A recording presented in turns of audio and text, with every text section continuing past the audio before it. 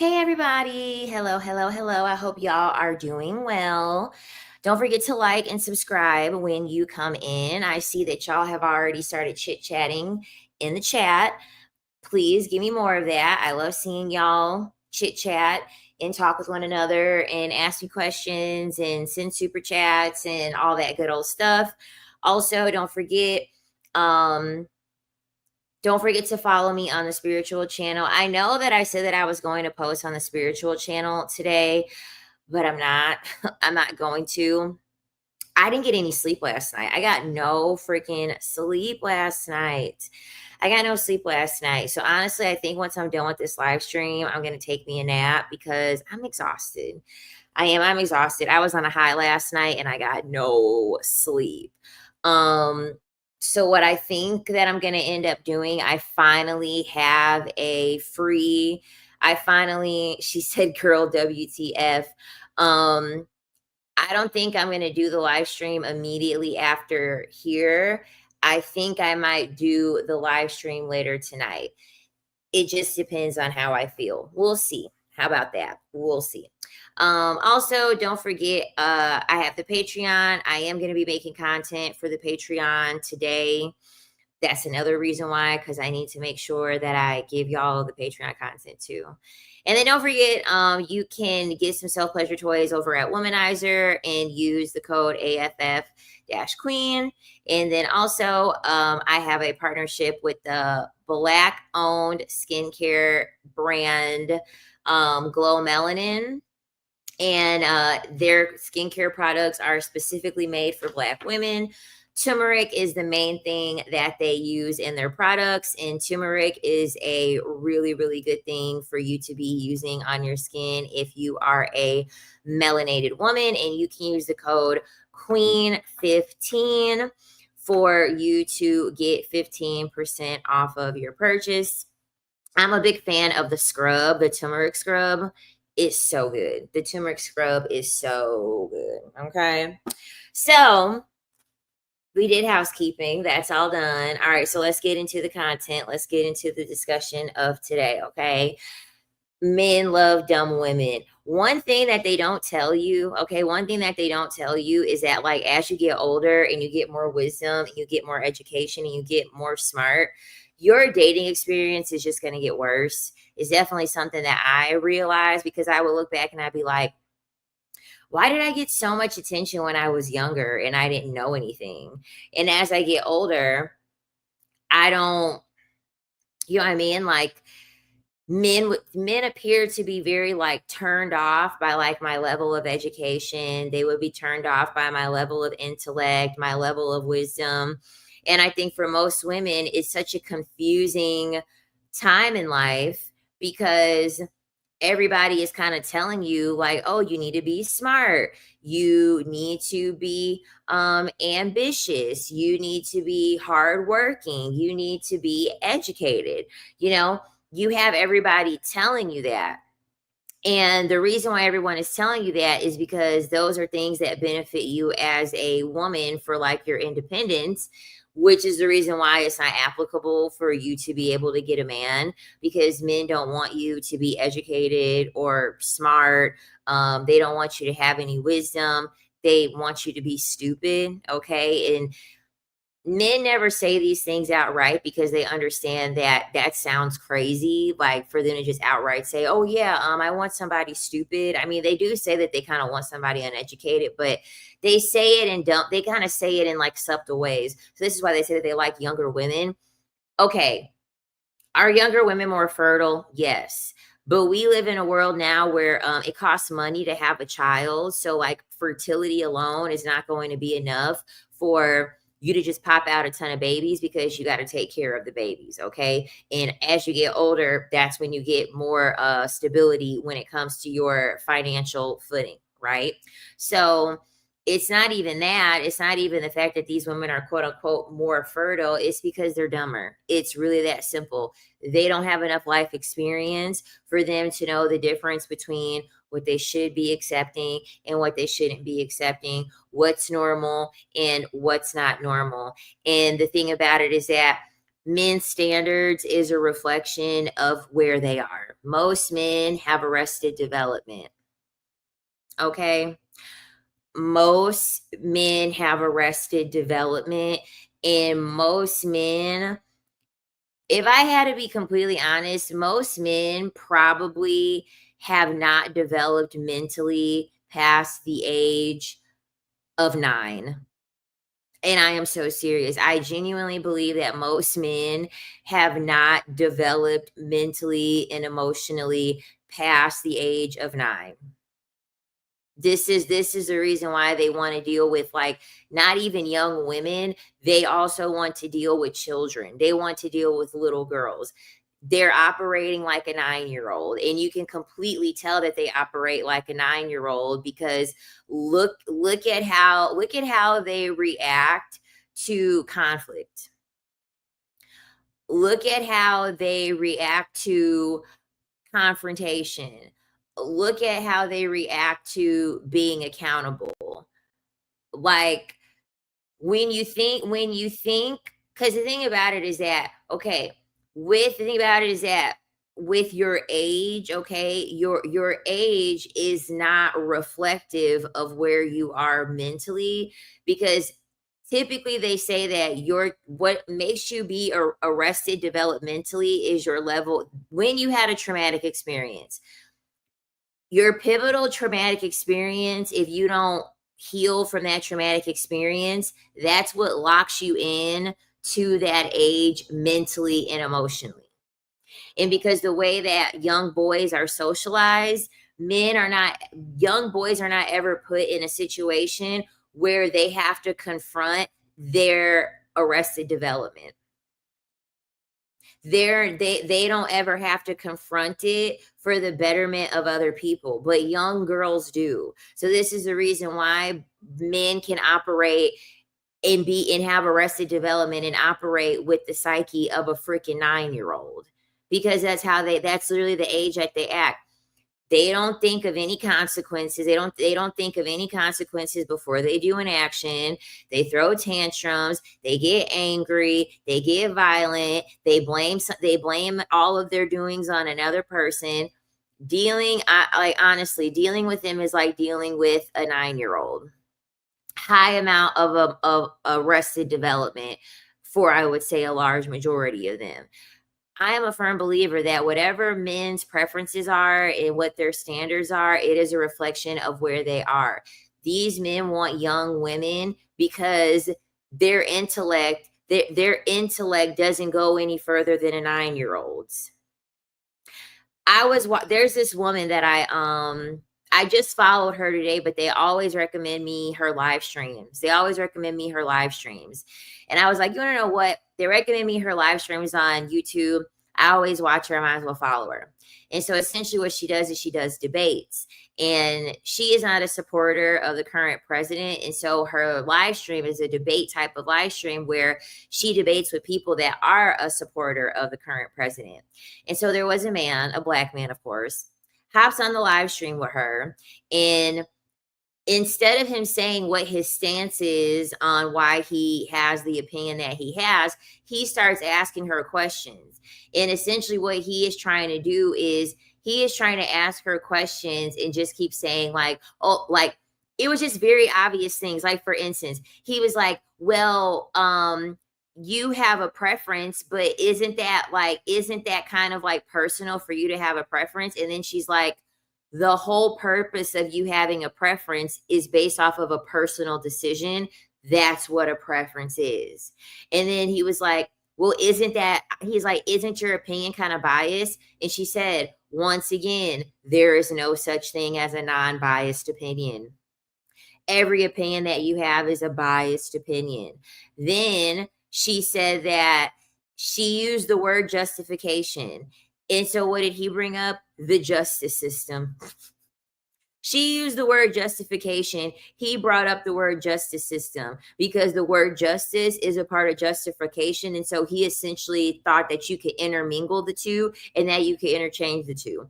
She literally had to talk to him like a 9-year-old because he didn't even understand the basic definitions of things. He did not understand He didn't understand the nuance of anything. And I was like, it's like talking to a child. So no wonder why they don't want to deal with women that are the same age as them, especially once they reach like 30 plus and 40 plus.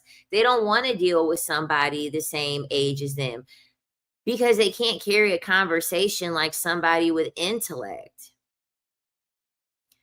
They cannot carry a conversation with someone with a certain level of intellect. When men are dealing with younger women, it's because the younger women are meeting them where they exist. They're meeting them where they are. And as any woman that is actually educated and that is actually very smart, the level of explanation that you have to give men to be able to make a point and to get them to understand is exhausting. It's a form of labor. It's its own special form of labor to teach them a level of comprehension because they are not able to do it. They are not capable to do it. And when you date men that are older, it becomes even more prominent. It becomes even more prominent. When you're in your teens and when you're in your 20s, it isn't really that big of a deal because it's like you're still young. Your brain is still young. Your thought process is still young. You haven't gained a whole lot of knowledge on things. You haven't gained a whole lot of life experience. And so essentially what's happening is that as you get older and you start getting smarter, you start looking at these men sideways because you're like, I'm having the same conversation with these men that I was having 10 years ago. And the conversation hasn't changed. The vocabulary hasn't changed. The depth of the conversation hasn't changed. But yet the men are getting older. Yet the men are getting older and older and older. So that's the first thing. They like dumb women because they're dumb. They simply are just not intelligent human beings. And I would go as far as to say, especially with the state of the world that we're in now, men associate at this point, they associate intelligence with femininity at this point. Men actually think it's a flex at this point to be uneducated and to be dumb because it makes them appear to be more manly. It makes them feel like, oh well, at least I'm not acting like a woman if I'm smart. So let me go on ahead and be dumb and like not pick up a book or critically think or ask questions. That's the first thing, okay? The second thing is that when you're smart, they can't manipulate you. A man's not going to be able to benefit off of a woman that's smart. Okay, a man is not going to be able to benefit off of a woman that understands psychology and manipulation tactics and accepting human nature. Men can't benefit from those things or from you having knowledge of those things. So when men pick up on the fact that, oh shit, like she actually is very, very smart, you know what I mean? They will either number one opt out altogether, or number two, they realize that they have to find a new angle. They have to find a new angle to try to manipulate you. So they're hoping that you at least have a big heart. They're at least hope that you have an open heart.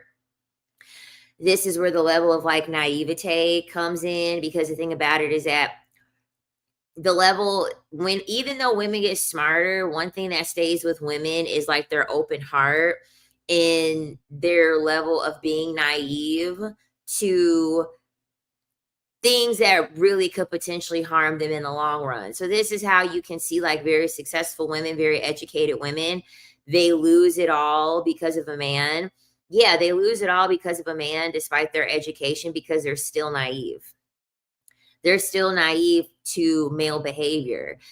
They know how to do their job well. They know how to become a lawyer and a doctor. They know how to own a home and get the nice car, but they don't know anything about male nature. They're naive to those things. And so those are the best type of women for men, because then those men realize, okay, she's educated and she has money and she's naive about men. I'm going to be able to use her, and her heart is open, and she's really believing that there's a Prince Charming out there. Oh, I just hit the jackpot. I just hit the jackpot. So this is how the women that are very educated, this is how they end up dealing with these dusties.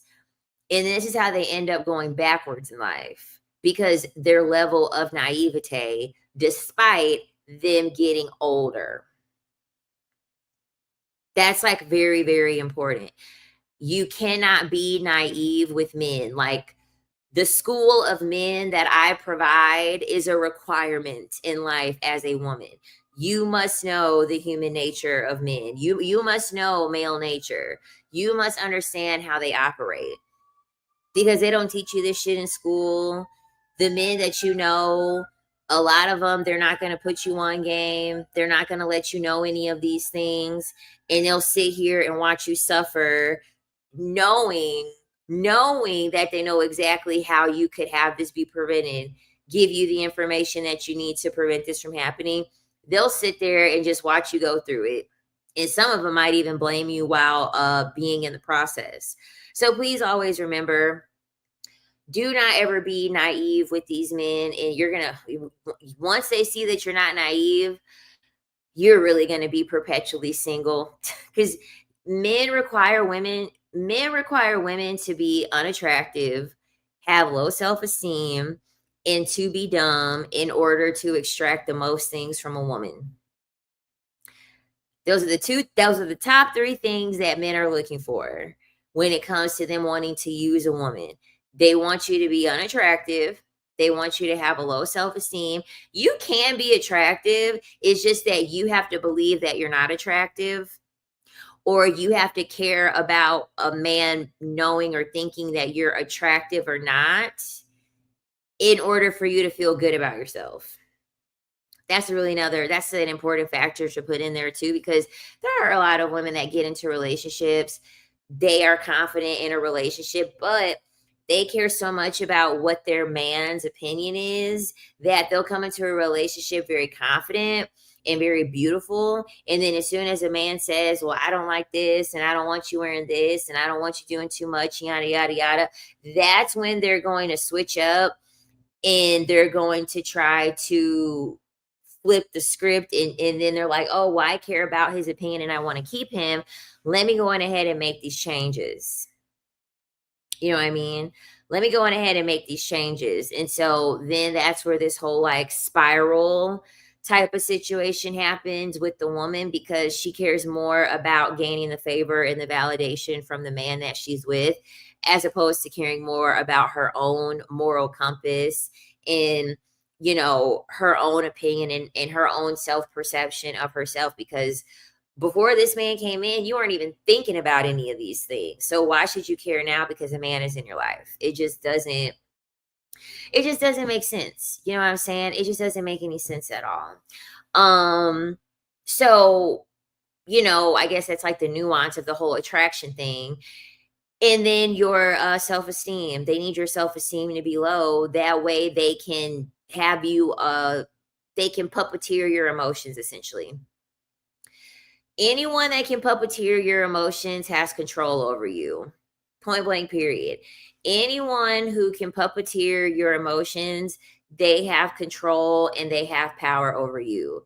If your day is being predicated by a man talking to you or giving you attention, giving you a compliment, you need to check back in with your self-esteem and get it together and put the pieces together on not having that be the status quo for you and having that be your normal, because you're putting yourself in a predicament where you're going to fall victim. You're going to fall victim to somebody controlling you based off of the highs and lows that you're going to live off of because of them giving you flattery or compliments and things like that.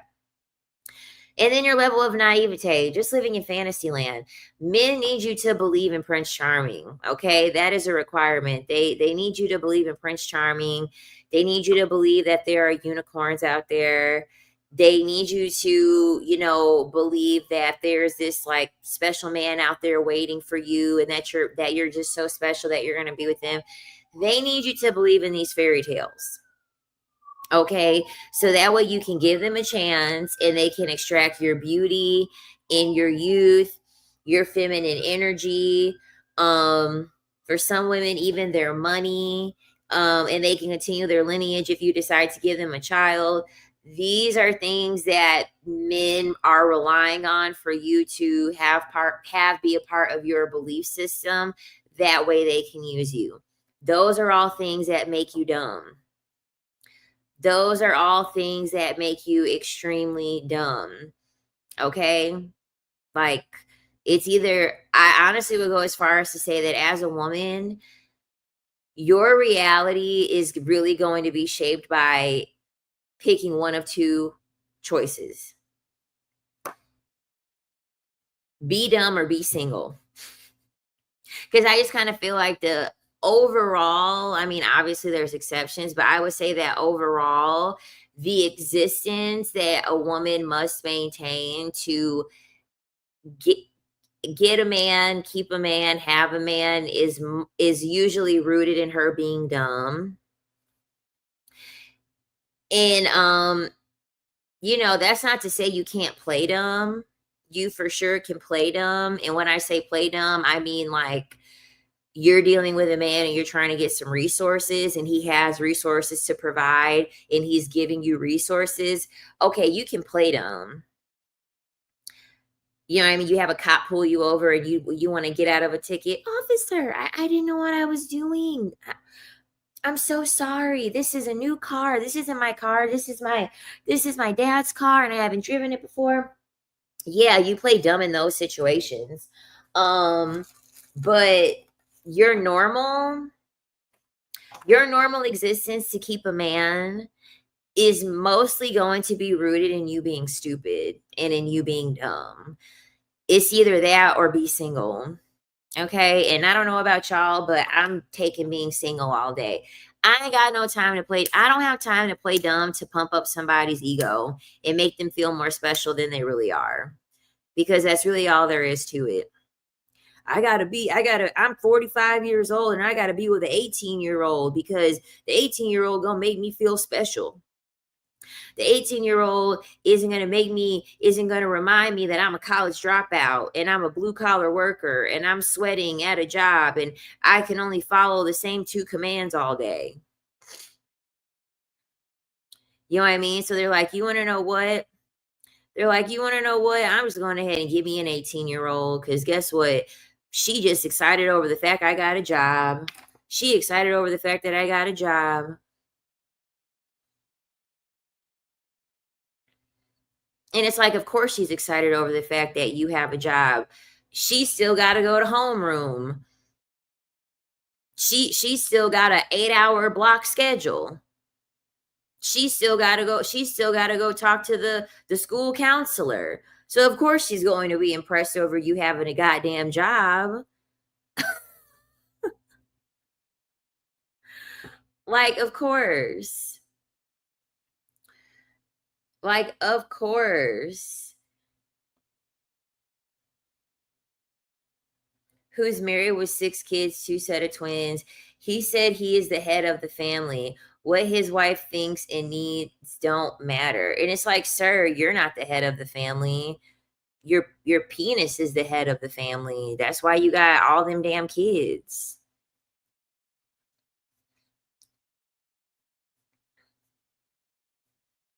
That's why you got all them damn kids. Your penis is the head of the family. Not you.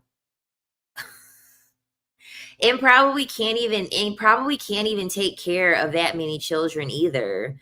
We're talking about most likely an average man. If Cam Newton is talking about how he's struggling to take care of 9 children, ooh, this Palo Santo is going crazy. Oh my God.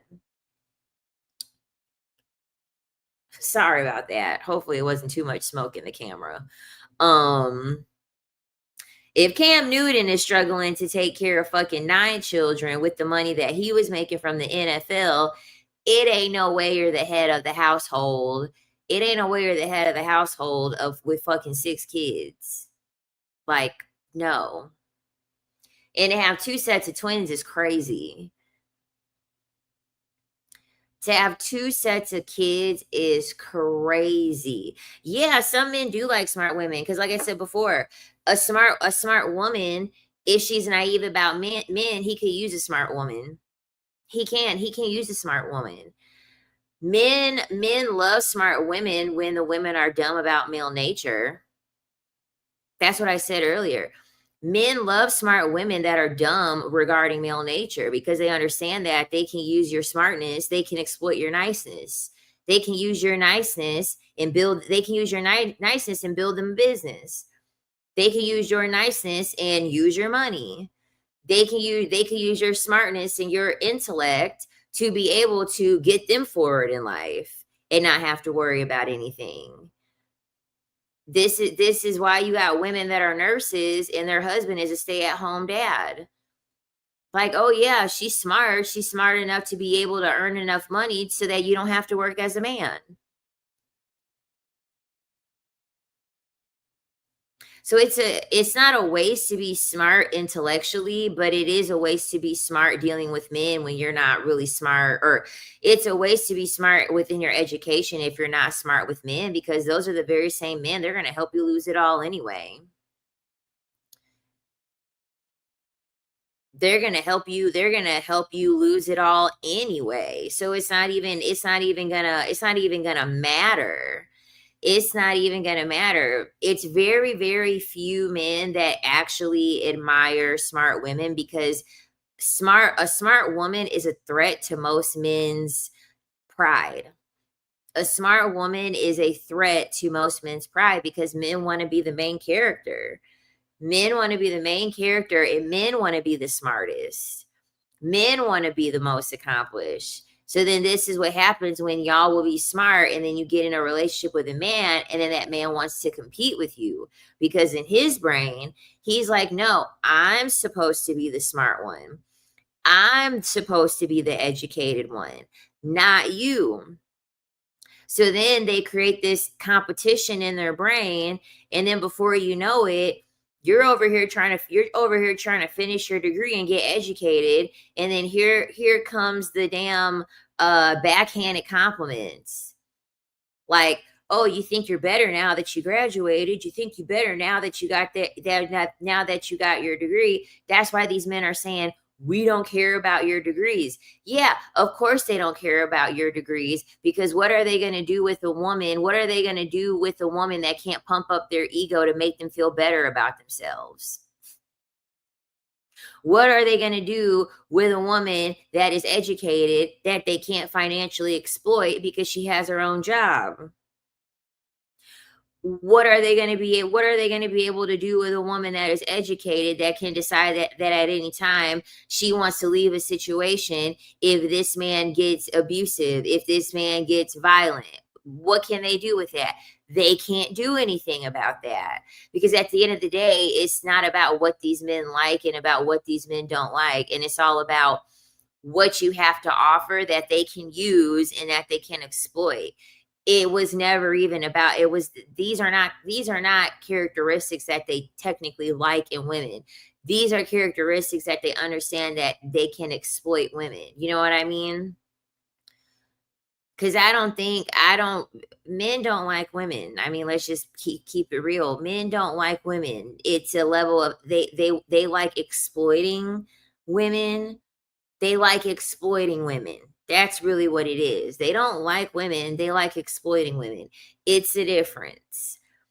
When you're only dealing with somebody, when you are only dealing with an individual based off of what you can gain out of the situation, then you don't like the person. You're trying to exploit the person. And all of society is created based in exploitation. And the thing about it is that men aren't going to stop you from helping them. Men aren't going to stop you from being nice to them. They're not going to be like, "Oh, you're being too nice. Quit being nice to me. Oh, you're going 50-50 and you're letting me be a stay-at-home dad and you're the one going to work and clocking in and I don't have to do anything. Oh, please stop." Very few men are going to do that. Okay? Very few men are going to do that. They're going to look at you and be like, "Well, she's doing it and my life is easy." She's doing it. My life is easy. So, I mean, what's the point? What's the point of me needing to aim high and do anything when her niceness is benefiting me in all of these ways? And then this is when we get to these points where then women get bitter because they're like, I was nice. Being nice ain't gonna get you nowhere. Okay. Being nice ain't gonna get you nowhere with these men. You need to be selfish. This is why they're always like, women are so selfish. They wanna use the words, oh sorry, they wanna use the word selfish to make women feel bad about themselves because they're making decisions in which they're not getting exploited and used. Because you notice men only call women selfish when the man isn't benefiting. That's the only time that they consider women to be selfish, is when the man can't get what it is that they want at the expense of a woman. All of a sudden you're selfish because you don't want a child. Oh, but they don't care about the fact that, oh, you don't want a child because you don't want to be in a predicament where you may die depending on what state you live in. They're not thinking about the fact that you don't want to have children because you don't want to be a single mom. They're not thinking about the fact that you may not want children because you don't want your body to change. Like, they're not thinking about any of that stuff. All they're thinking about is, oh, well, you don't wanna have children and you're being selfish because now I can't have the ability to be a father. That's all that they're thinking about. All they're thinking about is you are one more person that is inhibiting my ability to say that I'm a father. This man ain't thinking about him taking care of the child. This man's not thinking about his life, him losing his life potentially through pregnancy or being a single dad. He's not thinking about these things because these are not rational fears that men need to have or that men have at all. Those aren't rational fears. So it's like, no. Like, no. There are too there are too many risks. It's like, you're damn right.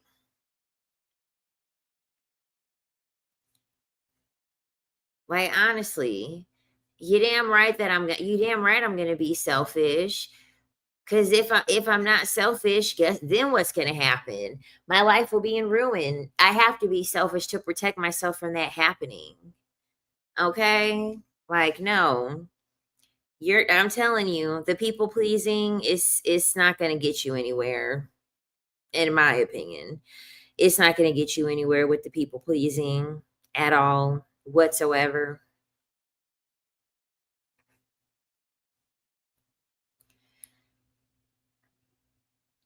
Exactly, because they're selfish too a lot of the time. Yeah, because the thing about it is that it's not a big deal when men get to be selfish. It's not a big deal when you get married and then your husband decides, like, you want to know what? I want to go across the country because I just got a job offer. No one's calling men selfish for that. You want to know what they call that? They call that a man providing for his family. They call that a man providing for his family. They don't call that selfish. You got to make all new friends. You got to have your children make all new friends. You got to have your children go to a whole new school district. You got to start everybody else's life over because your husband wants to take a job. But that's not considered selfish. Nope. That's not considered selfish. You know, when the men want to go out, they want to do their golfing trip, they want to do their little boy trips. They want to go out to the bar every weekend, and then the mom has to sit home with the children. Yeah, that's not selfish. That's just a man having a good time. That's just a man relaxing after how hard he worked. That's not selfish. Like, no.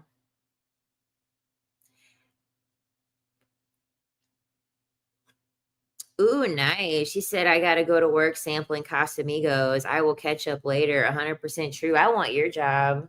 I don't drink anymore, but wine, crimes, food, and time. So that must be your niche, but that's dope. Enjoy. Enjoy. That sounds awesome. We're supposed to be motherly from birth pretty much, just open and giving no matter what happens. The double standards disgust me. Me too.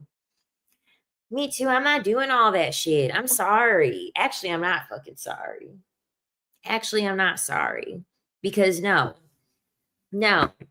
I'm going to be mean. I'm going to be mean and selfish. I'm going to be mean and selfish because guess what? For every mean and selfish woman that I've met, they don't have war stories from dealing with men. The mean, selfish women, they're not giving me war stories on their situations that they've had with men. And if they do, they have about one or two of them. And they realize, oh, I cracked the code. All I have to do is be selfish and not be a people pleaser and not betray myself. And then I realize that I don't have to endure all of this trauma.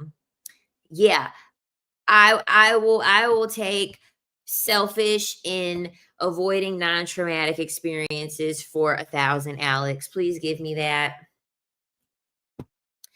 Please give me that.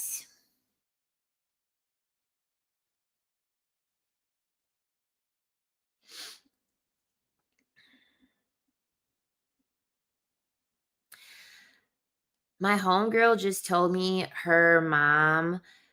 man her man of 20 years just had twins on her and the mom still ooh, excuse me. Oh, my homegirl just told me her mom's man of 20 years had twins on her and the mom still helped him plan his late mother's funeral. I like what do women gain from doing that? Like that's what I'm talking about. Like that's dumb. That's what it looks like for men to benefit off of women being dumb. That's just stupid. You're rewarding men with bad behavior. You're rewarding men for having bad behavior. That's what that is. You're literally rewarding a man for having bad behavior. That could never be me. I don't ever reward bad behavior. No.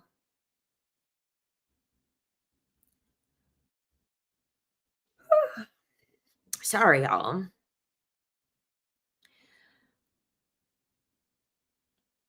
Literally, dogs will hate men they come across if they get abused by one, and it's like, child, my dog couldn't stand men. My dog could not stand men. He would always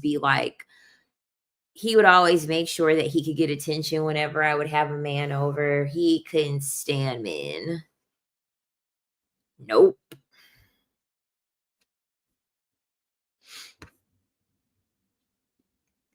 Exactly.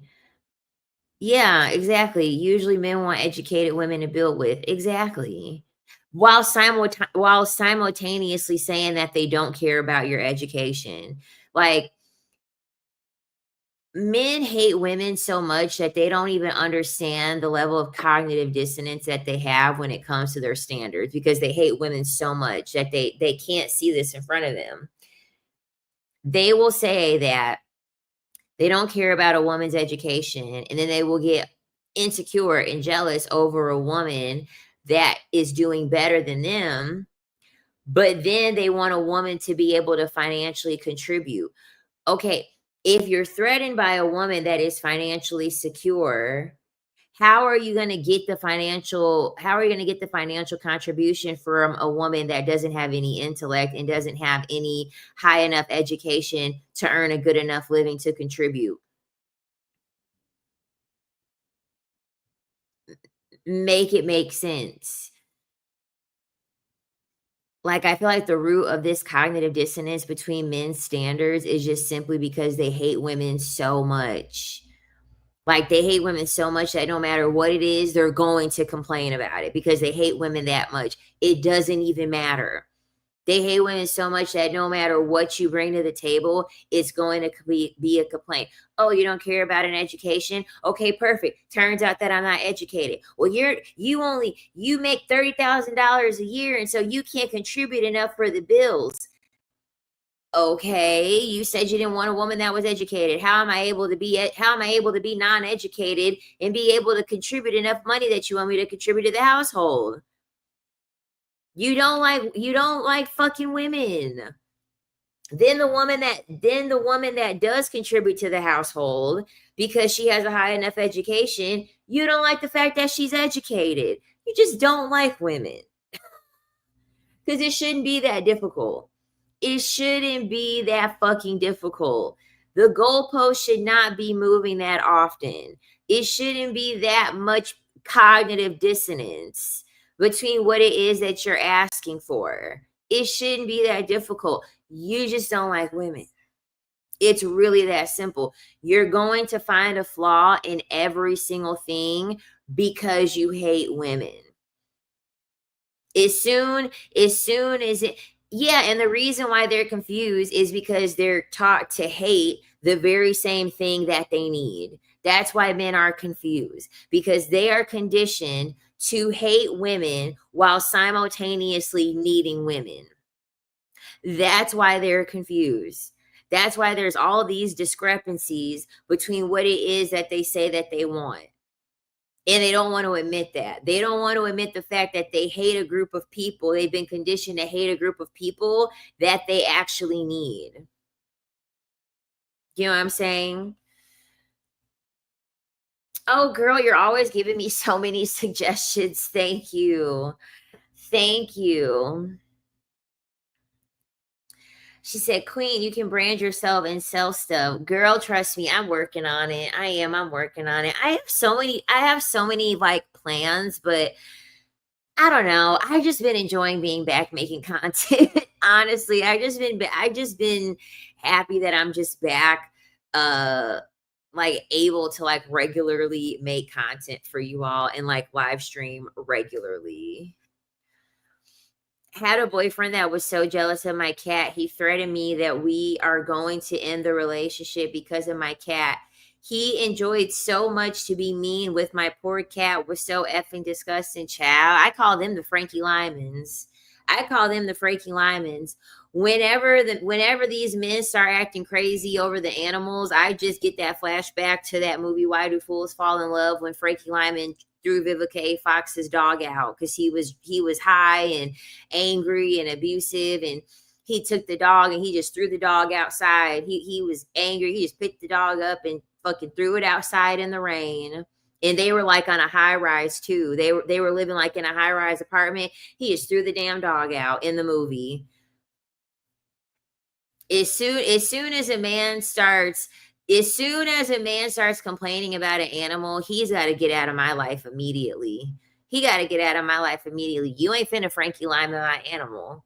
Okay, you ain't finna Frankie Lyman my animal. And the amount of times that I've heard women talk about they had a boyfriend and the boyfriend had a disdain for an animal, and they would either do that, they would either actually Frankie Lyman the animal, or they would threaten to Frankie Lyman the animal. So what they would do is that they would like take the animal and like dangle it over a balcony or dangle it outside to like induce fear in the woman.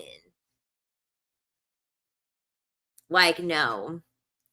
No, no, no, no, no. Like, I swear to God, anything that men can get their hands on and weaponize, they're going to do it.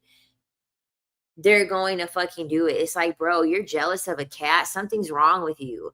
That's why I said that's like a 9-year-old's mentality. Like that's like a nine. That's a young child's mentality. That's a young child's mentality that doesn't have any understanding of how to cope in a healthy manner. They're just throwing a tantrum and they're just taking the shit out on anybody.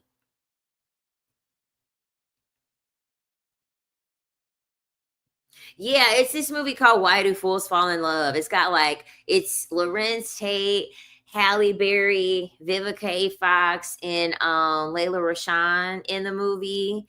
And Frankie Lyman is actually a real person. He was a musician, and he was a very young musician, and he ended up getting like addicted to drugs, and I'm ruining the whole plot, but essentially he was dealing with 3 women at the same time, and so the whole movie is revolved around each of their timeline with Frankie Lyman when they each were married to him, because they ended up meeting once he ended up passing away. they ended up all going to court to see like who was going to get financially compensated from his death.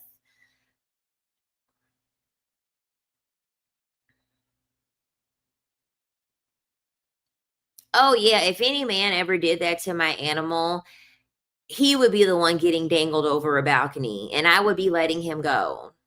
Okay, I would be dangling him over a balcony and I would be letting him go. And if it couldn't be me, someone's going to be getting called to do it. Okay, somebody's getting called to do it. And it won't be me. Someone else is going to do it. They're going to have to meet the same fate that they tried to have the animal meet. Because no.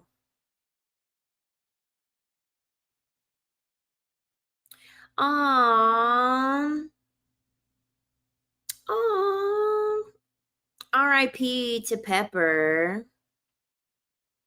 But that's crazy. That's crazy.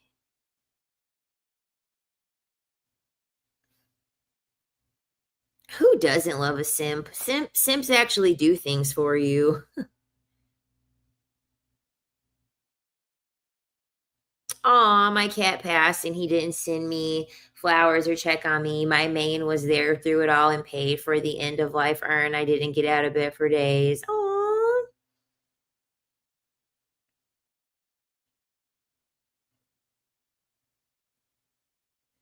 Exactly. They love losing control at the expense of other people. They never lose control when it comes to their own things that they have going on. But yes, they're going to be very quick to lose control under your roof, in your car, in front of your family, in front of your friends, fucking up all of your property, embarrassing you in front of the people that you love and that you care about. Very rarely do they lose control in front of the people that they're trying to impress and the people that know them and under the roof of their own home. Very rarely do they lose control in those situations because they know exactly what they're doing. They know exactly what they're doing. I call it the pleading insanity, the pleading insanity ploy.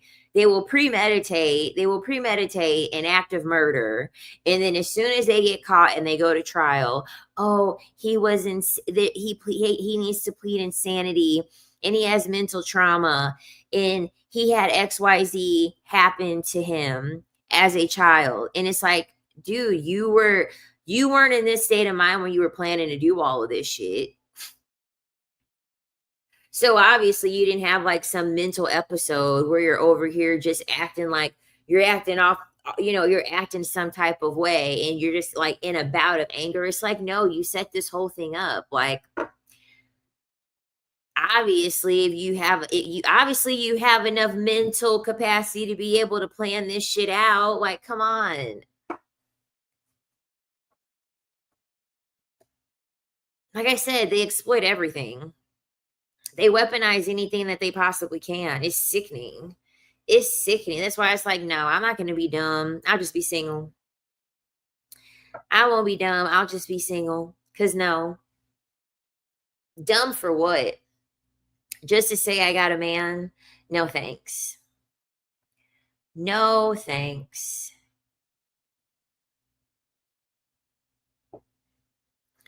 I got a candle burning. I have to put something up underneath it.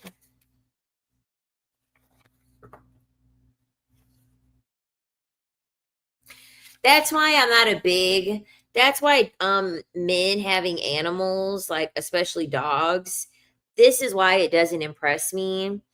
It doesn't impress me because it's like dogs, dogs are so easy to control. That's why they say dogs a man best friend. Yeah, because dogs are extremely easy to control. Dogs thrive off of obedience. Because one time I seen I told this story before. I know I have. It was a guy that I was talking with. He owned a dog. It was actually his sister's dog. He had the dog. He let the dog out of the cage, and then he didn't like the dog was like trying to spend time with him, and he took the dog and he just shoved it away. He grabbed the dog from underneath the arms and went. I was like, I'm thinking to myself, like, the dog didn't even do anything to deserve that. The dog didn't even do anything to deserve that. Why are you flinging the dog like that? Like, that's insane. And I've never met a man that had a dog and they actually took proper care of it. I already told y'all about my ex's. I already told y'all about my ex's funky ass dog. The dog smelled like shit all the time. And I owned a Cocker Spaniel. And Cocker Spaniels always have yeast infections from their ears, especially in the summer. So I know, but everything about that dog was stinky. That dog had he got a brand new car and the car smelled like shit.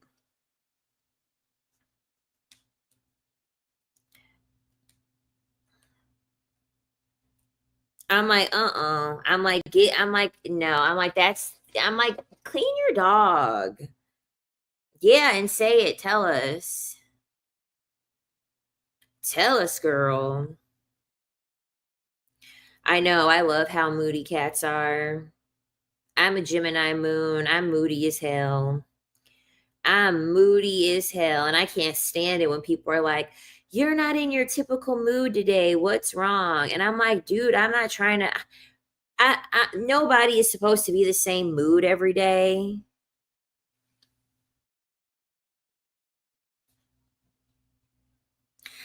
I believe it. I remember during the 2020 situation. I don't know if YouTube is still if YouTube is still banning that word.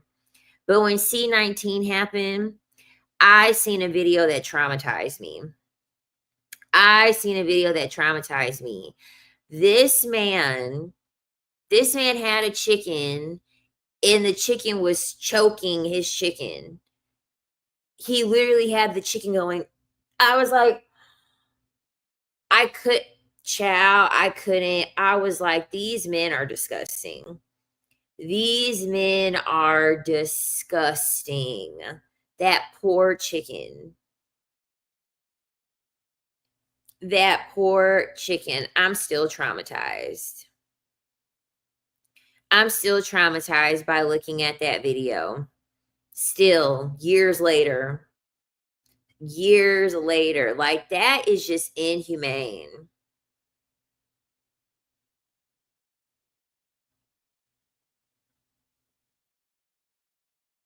Me too.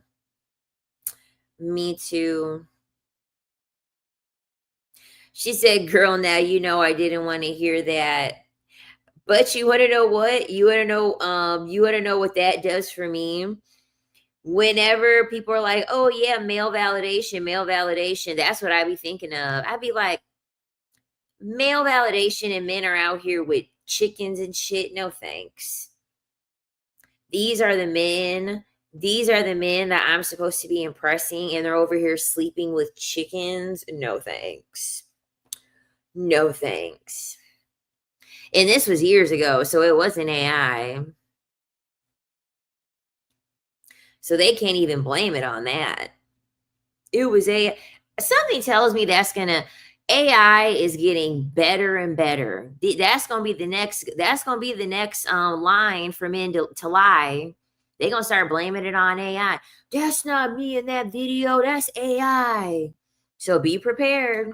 Because this AI is getting good. This AI is getting real good. They're gonna be like, that wasn't me, that was AI.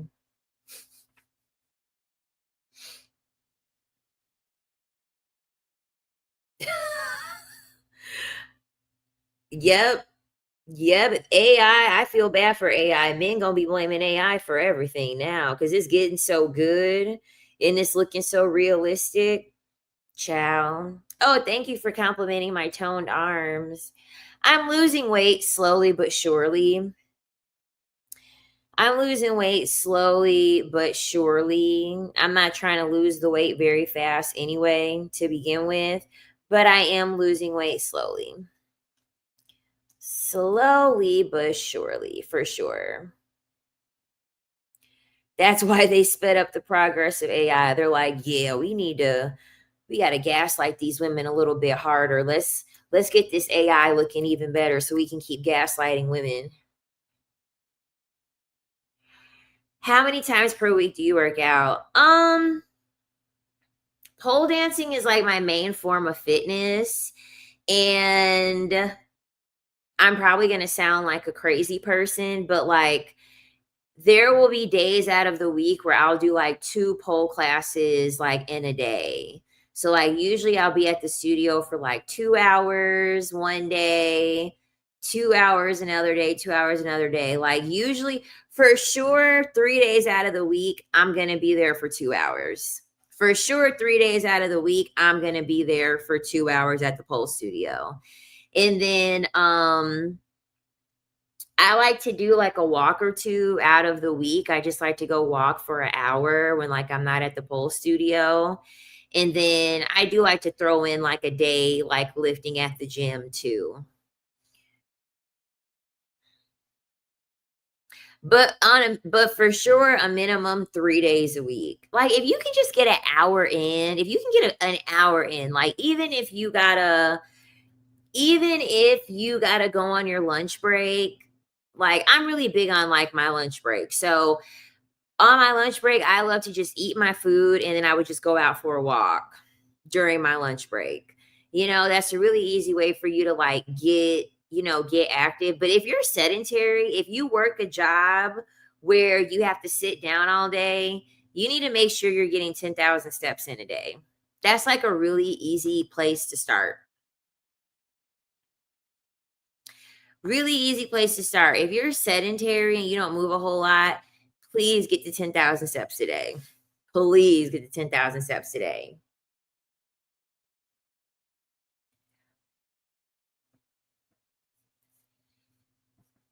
And I just make sure that I eat in a caloric deficit.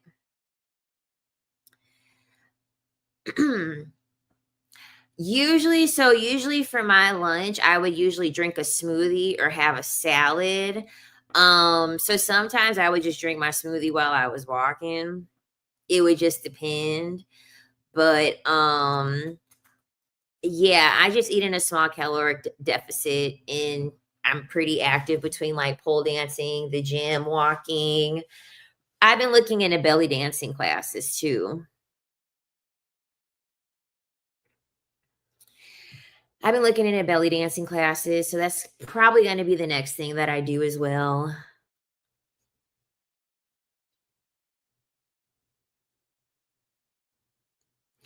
Don't you guys hate when you speak on something academic and a man teaches you about that topic you already know? Yeah, that's why I don't be talking to them about anything.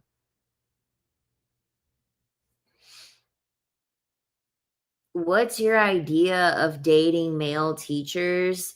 Just want to know your ideas.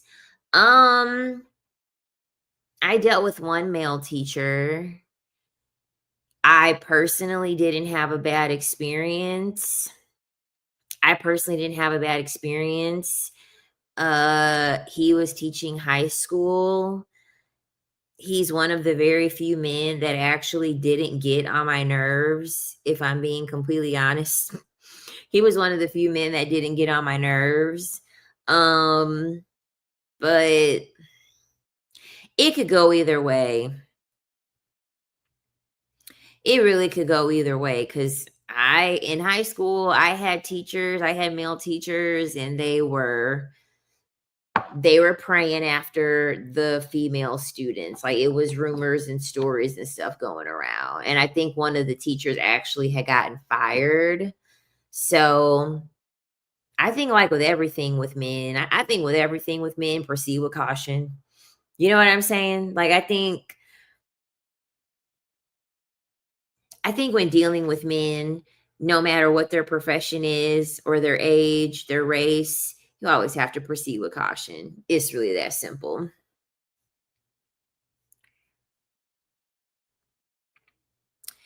I used to walk on my lunch break and eat when I got back to work on paid time. I don't know if others could do this, but I got my 45 minutes in. Yeah, because I primarily would get an hour lunch. So I kind of feel like even if you're the slowest eater, if you have an hour lunch, you should at least be able to walk for 30 minutes. Oh, nice, Paris. Nice. Congrats on submitting your application. But if you only have a 30-minute lunch, a 10-minute walk should be enough. It shouldn't take you no longer than 20 minutes to eat, honestly. I'm 32.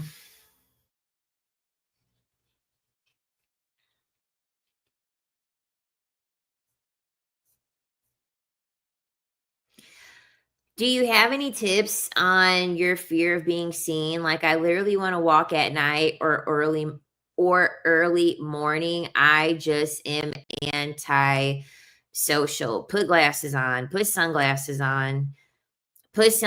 on and cover up completely. But I feel like sunglasses, if you have a fear of being seen, sunglasses help so much. Eyes are the window to the soul. When nobody can see your eyes, it's just easier. It's way easier. Like when I went out walking a couple of days ago, I was like, "Oh, I didn't bring my sunglasses. I didn't bring my sunglasses." And I was like, "Oh, that means more people are going to talk to me." And lo and behold, like 5 people were like, "Good morning, good morning." And I did say good morning to somebody. She didn't say it back.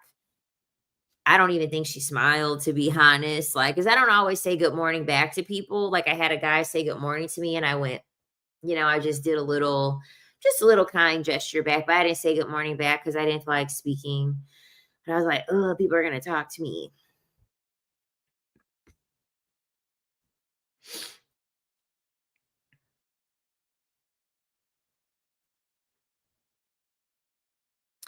Yeah, this is why me personally, I don't really like to go walking anywhere where it's where it's real secluded. Like, and it sucks because I love the forest.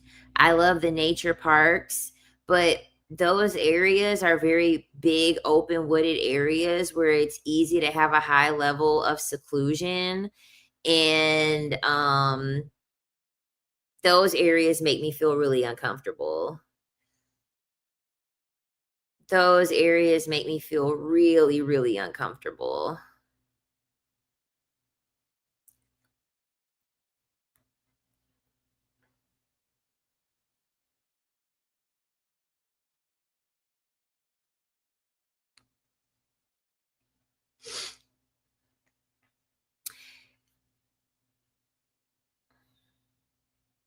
Yeah, exactly, exactly, and I carry too,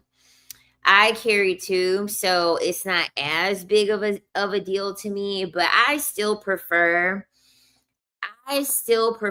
to walk in a place that doesn't have like a high level of seclusion, because also I don't want somebody following me. Like, ugh, I don't want somebody following me, but I have a firearm as well. She said, "Don't bite your nail, sweetie. I know I have a hangnail and it's driving me crazy." It's driving me crazy. But I also recommend for women to get a firearm. I know if you live in a major city, it's a lot more difficult, but yeah. And if you don't have pepper spray, I hear that bear spray is a lot better, and the bear spray it can shoot from a further distance than pepper spray can.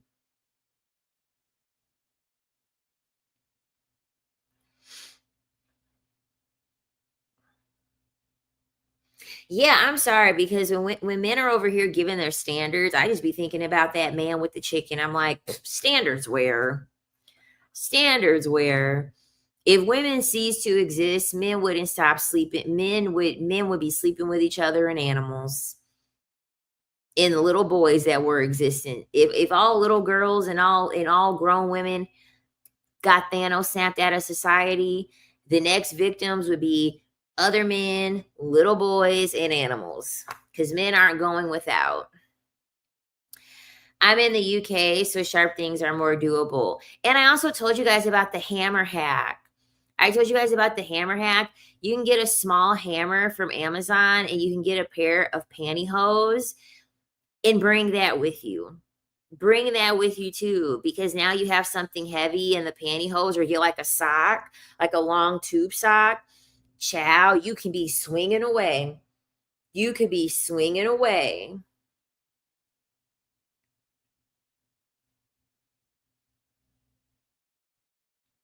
A guy approached me while I was walking and I ignored him and kept walking. I felt that was right for the situation.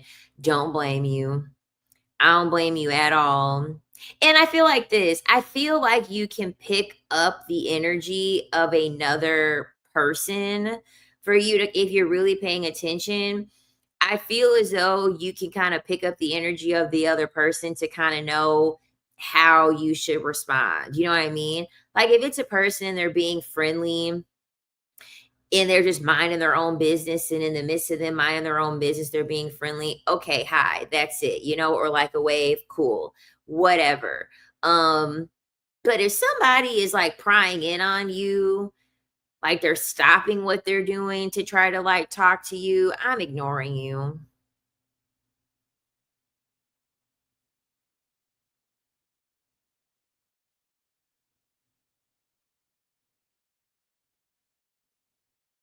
She said I started talking to myself. Yep. I would love to walk around with an axe or a machete. I think that might be my next thing.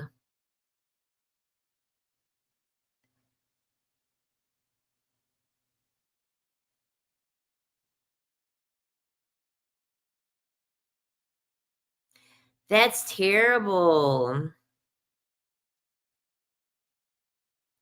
That's awful.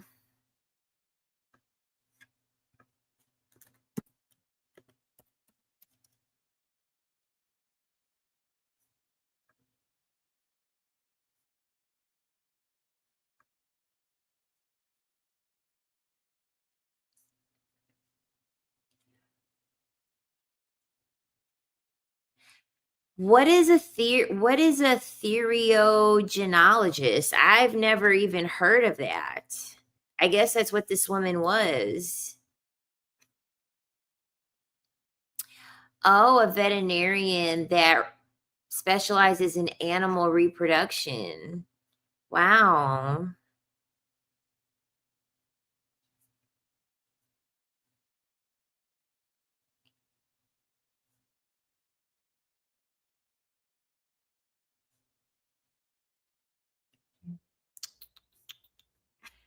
That's terrible. This just happened not too long ago either.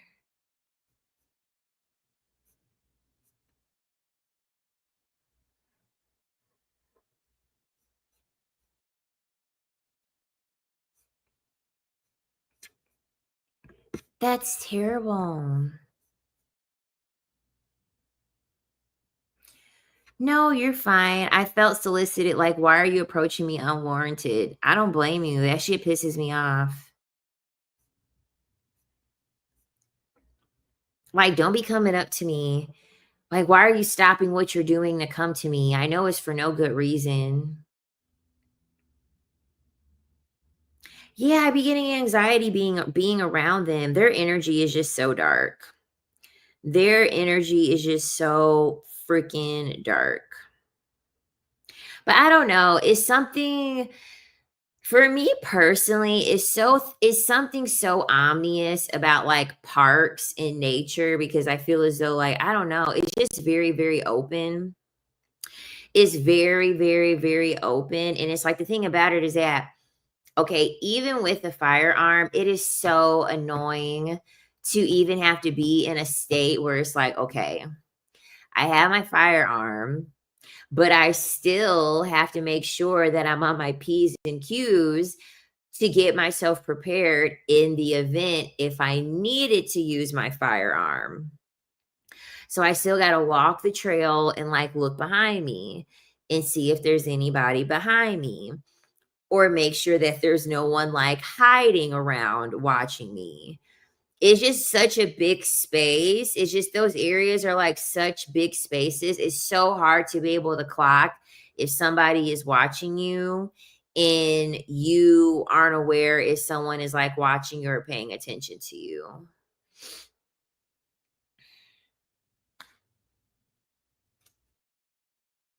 Yeah, they don't care. They don't care if you have like your headphones on.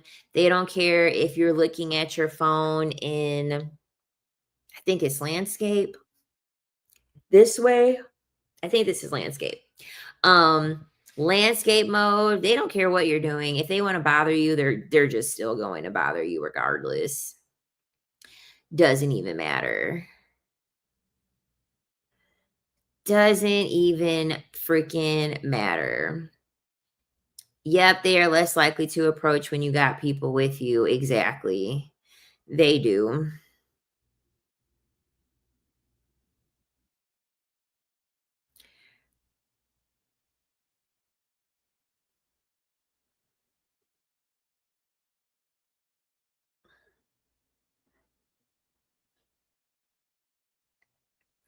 She said, "My anger issues are looking more and more useful every day, girl." I go to a park and walking trail is shared with bikes and horses. It's a lot going on. Sometimes off leash dogs help with building up reflexes. That's all we need. True. And the thing about it is that, like, on my trail, because it's like there are a lot of like people that are walking, there are a lot of people that are riding their bikes as well. No off leash dogs though, because it's alligators. Some of these trails and they have like bodies of water. It'd be alligators over there. I'm like, oh my God.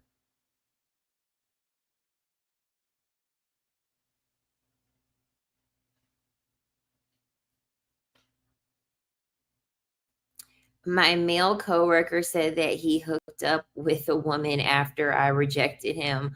Why I told him not to message me anymore. Here he is still greeting me. I guess he thought that you would feel some type of way about him saying that he hooked up with somebody else. And it's like, if if I rejected you, the hope would be that you would hook up with somebody else. Like, I don't know, maybe he must have thought that you were gonna break down and cry because he said that he hooked up with somebody else. It's like, that's kind of the whole point. If somebody rejects you, you're supposed to go find somebody else to deal with if you got rejected. I think that's kind of the whole point.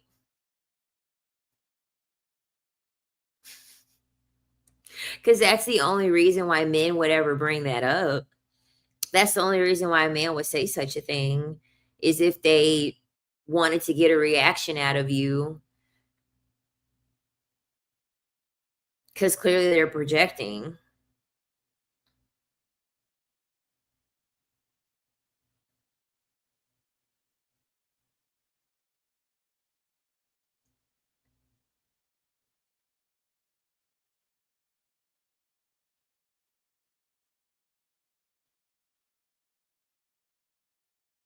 Mhm.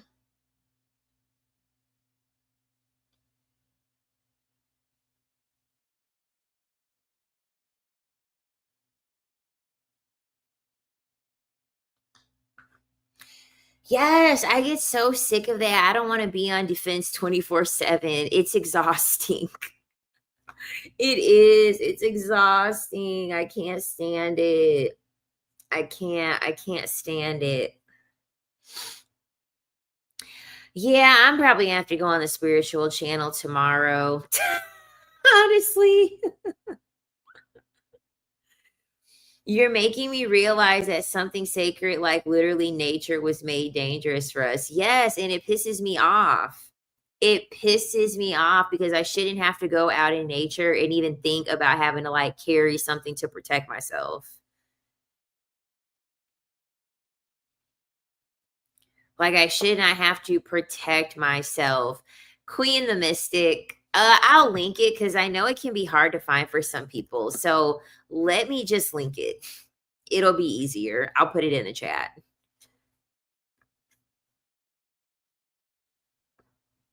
Here we go. Oh, did I even do it? No, I didn't.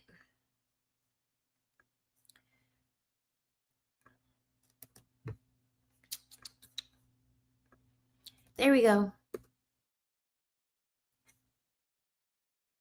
Had to come back. I just saw a Pick Misha video.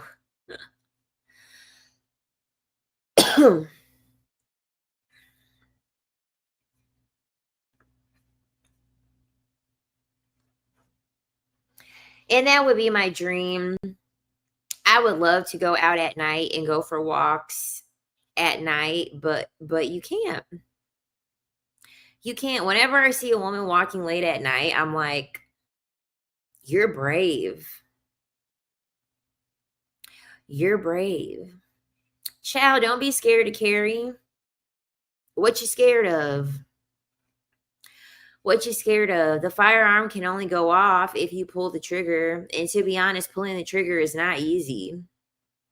It's not easy pulling the trigger of a firearm. It's really not all that easy.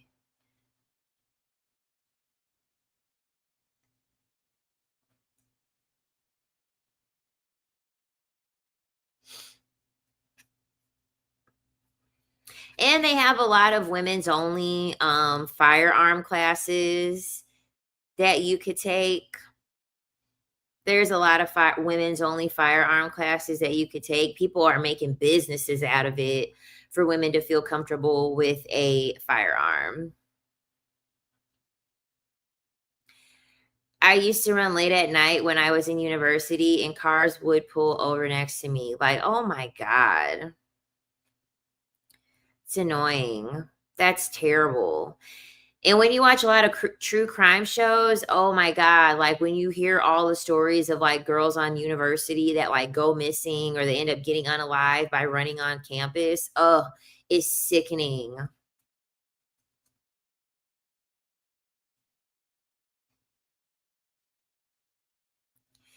No shade to my brave and tough ladies who walk at night, but I don't have time to be taken like Gone Girl. And my thing about it is that it's not going to be enjoyable for me. For me to go out at night, even if I really wanted to do it, the act itself wouldn't be enjoyable for me because, like, when I walk outside already, when I walk outside, I don't wear headphones. I don't even wear any headphones because it's like, yeah, I at least want to be alert. I at least want to be able to hear. And also, I want to hear nature. Like, I actually want to be present with nature. So, normally, I don't like hearing anything. Um, but I also just don't want to be in a predicament where it's just like, ugh, I have to pay a little bit more attention. It is, I have to pay a little bit more attention.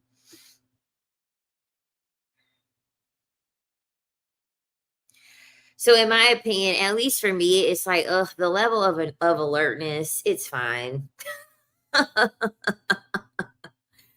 The level of alertness is perfectly fine.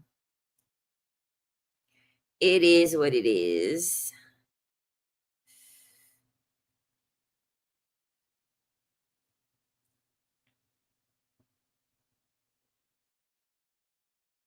There's a thousand other things. In my opinion, there are a thousand other things that you can do to be active. And then also too, it's like if you want to run and stuff, like especially in like large, like major cities, like they have run clubs and stuff like that. At least you can run in a group outside.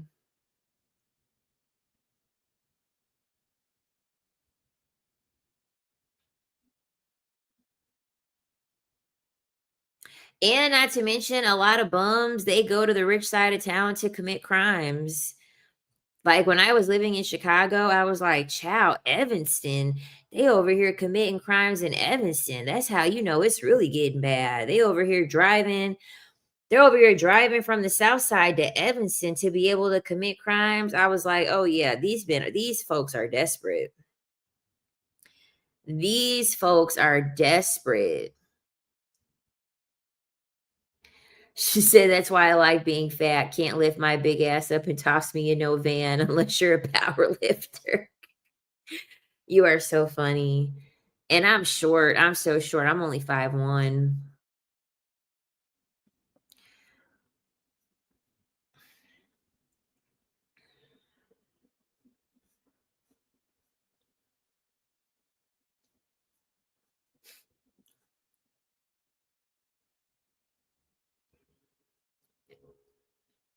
Do you have any tips to an anxious attached person stuck in a loop with an avoidant? He's in chase mode and I'm silent. That's like the perfect dynamic. Women should be the avoidant, men should be the anxious. They will do more for you.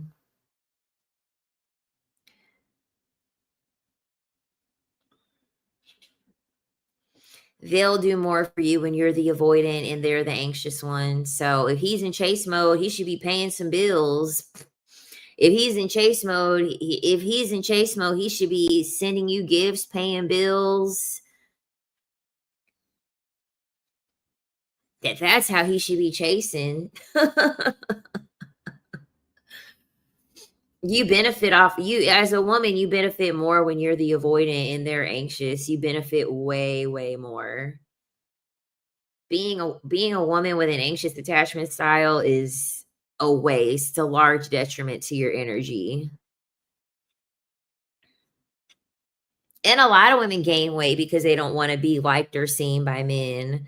You know what I mean? Like I have tattoos, I have piercings, I have muscles. Like a lot of these men, they don't want to deal with me.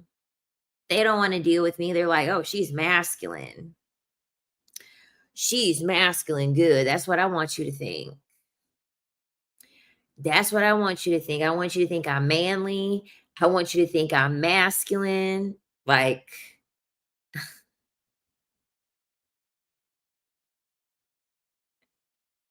he literally said, I want to see you tonight. Yeah, see me tonight at the bank when you take your money out and you give it to me.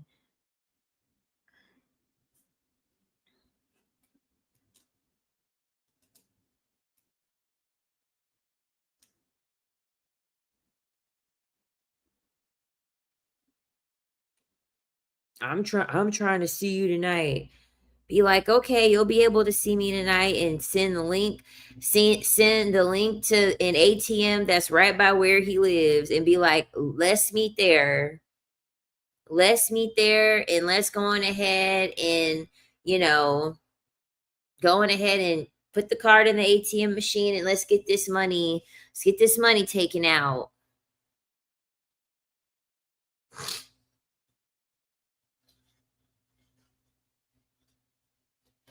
A man told me once if I get tattoos, I'm aligning myself with strippers. Immediately went and got a tattoo. I'm hollering. I love that. I love that. Because, yeah, at the pole studio, we all got tattoos. We all got tattoos. We are tatted the fuck up. We are tatted the fuck up. These women got tattoos everywhere. Like, align with a stripper don't mind if I do. I haven't seen you in the chat in so long. True, the one runner has turned into the chaser. He was outside weed eating, chomping my dead trees, but never apologized for his running. Told him, I'm done, you need to go.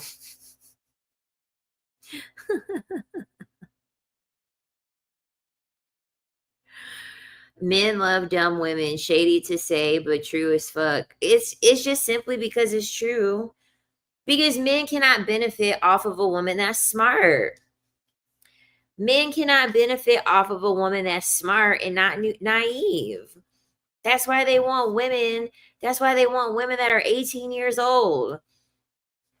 You can't you can't possibly have a conversation with an 18-year-old and you're fucking 30 years old and you're gaining and you're not gaining something from that interaction.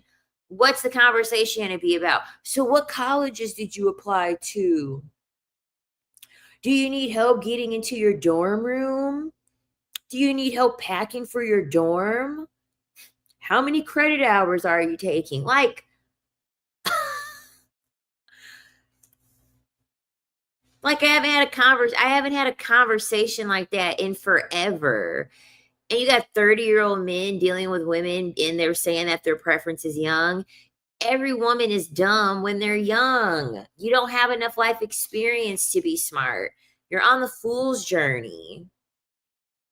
You're on the fool's journey. You have a lust for life. You have a lust for freedom. You have a lust for not having to live up under your parents' thumbs. So you don't know any better. That's when men are like, okay, it's time. That's perfect. Young, naive, doesn't know anything, doesn't know the warning signs. And then as you get older, men just use the same tricks over and over and over. So you start paying attention and you start looking around, and then you're like, you want to know what? They're all doing the same thing. They're all telling me the same thing. It's all the same thing over and over and over and over. Don't mind me. I'm just smelling these oils.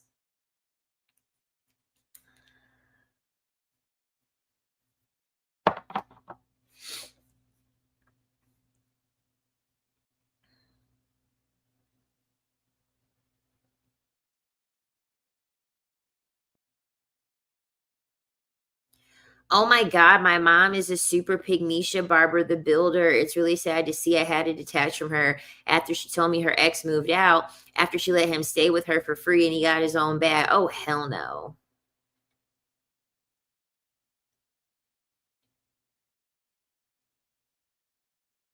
And then what kills me about when these men want to deal with young women, okay, once this is what kills me. Okay, they will get the perks and the benefits of her being stupid. And then later on, what does the man complain about? She's immature. All she wants to do is go out and party. All she wants to do is go out and have fun. Yeah, she's 18 years old. She's 18 years old. That's what 18 years old like to do. They like to go out and they like to party and they like to go out and have fun. Like, what did you think was going to happen?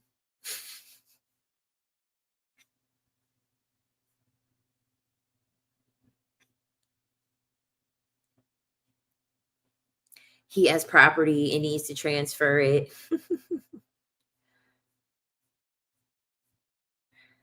Told him if I'm going to be working plus getting my hustle on, then why are you here? Exactly. So done. Another hitting me up, but immediately starts talking nasty, inappropriate.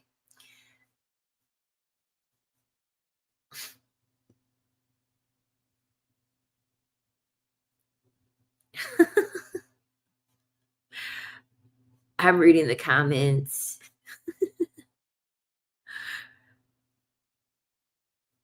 Because yeah, no. Oh, I can't stand it when men get inappropriate, and they do it at the worst time. Like, you'll be over here like, "Yeah, I just lost my job. I just lost my job," and then here he goes with a dick pic. Like, did you really think that that was gonna like, I don't want a dick pic. How come you didn't send me $1,000,000? Like, what the freak is going on? Like, of all like, why would you think that I would want a dick pic and I just told you that I lost my job? Like, I had one guy that I worked with, I told him how this guy that we work with, he sexually harassed me. You wanna know what he does? You wanna know what he does? He sends me, like, 6 sexual memes after, and I'm just like, "Something is wrong with them. Something is wrong with them."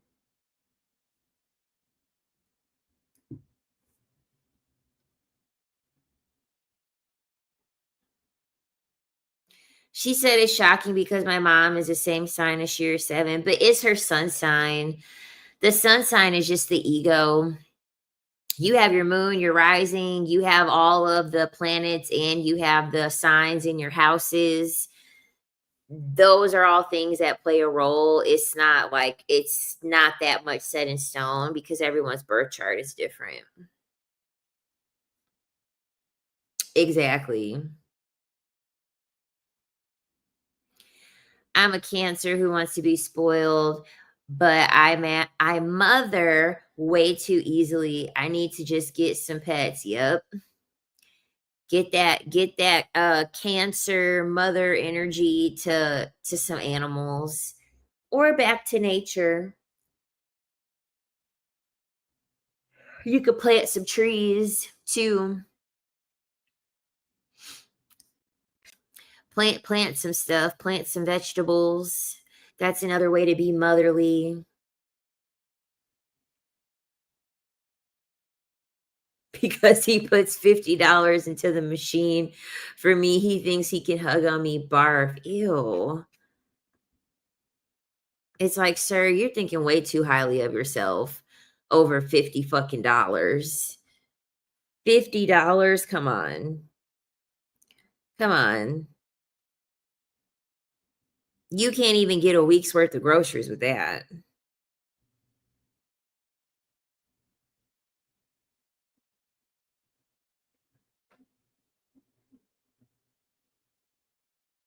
You can't even get a week's worth of groceries with that. Ugh. Just thinking about that drives me crazy. And not in a good way.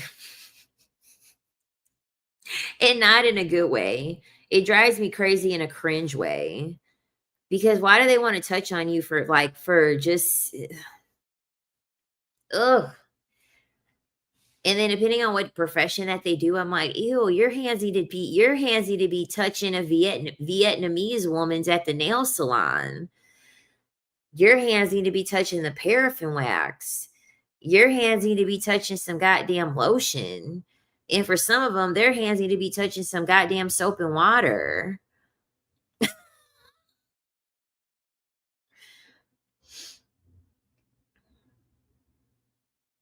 Because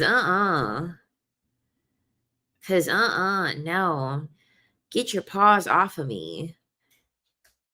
Get your paws off of me.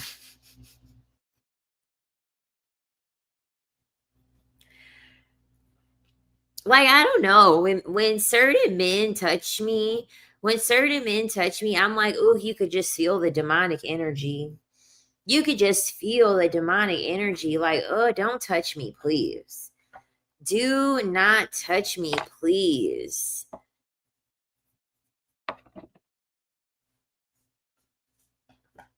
Like they be transmitting all of that they be transmitting all of that negative energy, all of that dark energy.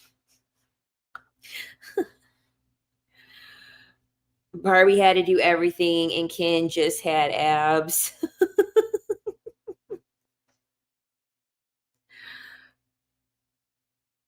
My foundation costs more than that. That's not even a whole adult dollar. Exactly. $100 is an adult dollar. Okay. $100 is an adult dollar these days. So, chow, $50 ain't gonna cut it.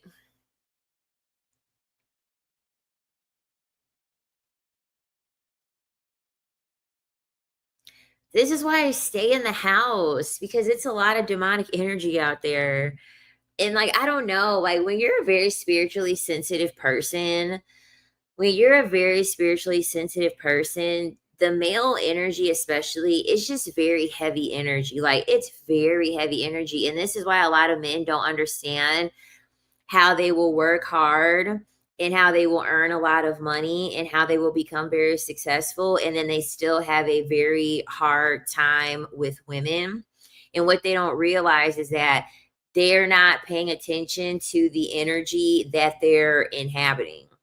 And so, despite them having all of these worldly things, it's not translating to them being able to get a woman or keep a woman. It's because the energy that they will live in, it's very heavy and it's very dark, and women don't want to be around that.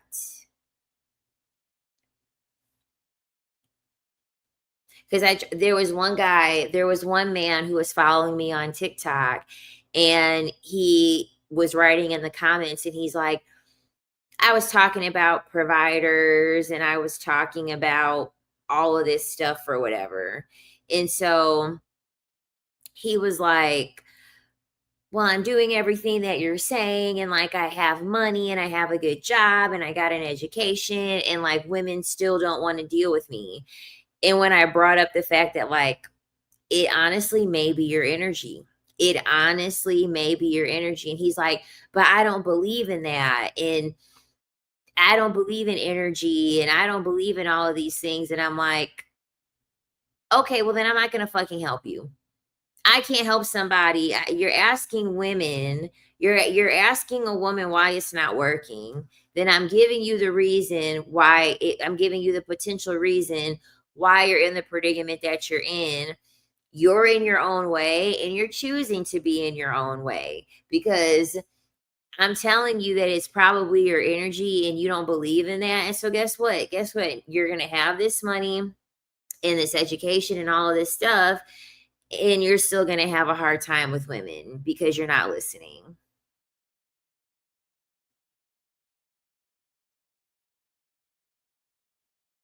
If the formula that men were giving you worked, it would be working. If you follow the formula that men gave you, the formula would be working. If you got the money and the accolades and the success and all of that stuff, obviously the formula that they gave you didn't work because they gave you the formula on how you can attract a man. They gave you the formula on how you can attract another man.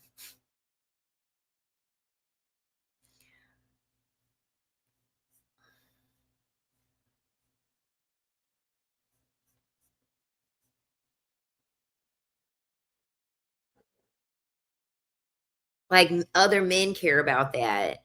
Men care about how successful someone is, the amount of money that someone has, all of those worldly things. Men care about those things. That impresses other men. That impresses other men. That doesn't really impress women. It's really only going to impress women that don't have anything. It's really only going to impress women that don't have anything. Women that deal like that, have everything going on, dude, they don't care about that. Honestly. Honestly.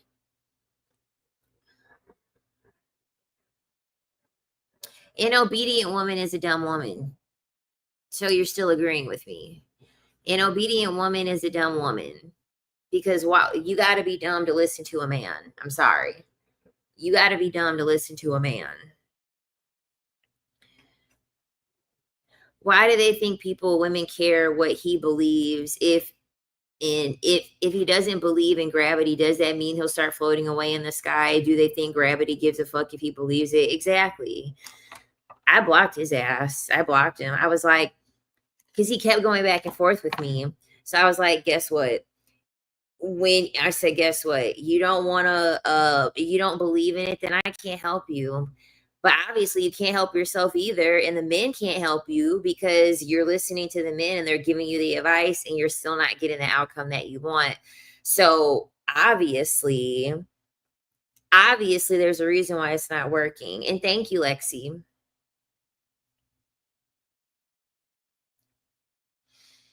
Honestly.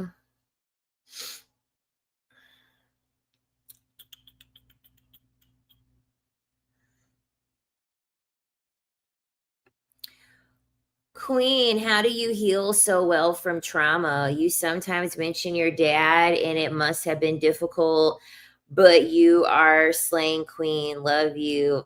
Girl, you just have to confront it and just meet it face on, honestly. Because the thing about it is this, ain't nobody got time to be in healing mode 24/7. You know what I'm saying? Nobody has time to be operating in healing mode all the time. Life is still going to go on whether you healed or not. And the thing about it is that as you go on through life, you're most likely going to have other traumatizing experiences like death of a parent, death of a family member, a job loss. If you have children, you may have a traumatizing situation with them. As you get older, your health is more compromised. That's going to be traumatic. Natural disasters can be traumatic. Accidents can be traumatic.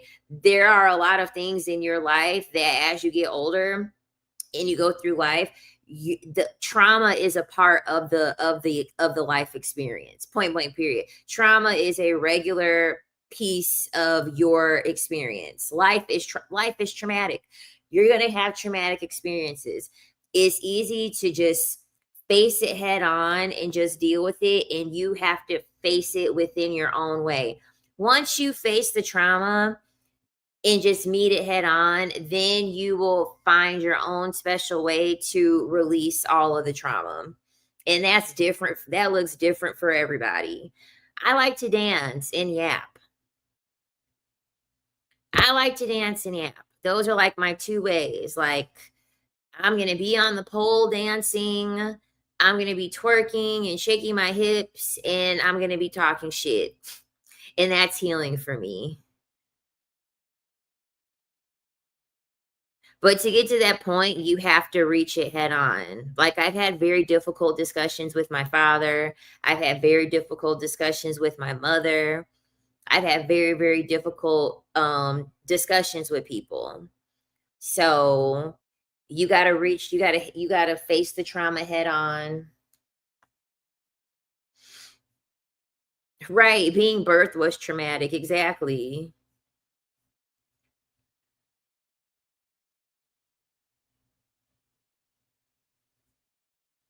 Mhm. Oh my God, my this pole combo. Oh my goodness. So there's a pole combo that I have in it. It's so good. I'm actually gonna post it now. I am. I'm gonna post it now. Hold on. However, I gotta make sure that how can I edit this?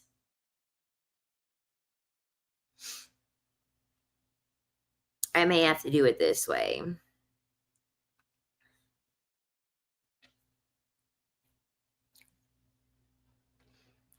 Healing for me is self-expression, makeup, fashion, music. Yeah, like through whatever traumatic experience you had, that's usually going to be the way in which you heal yourself.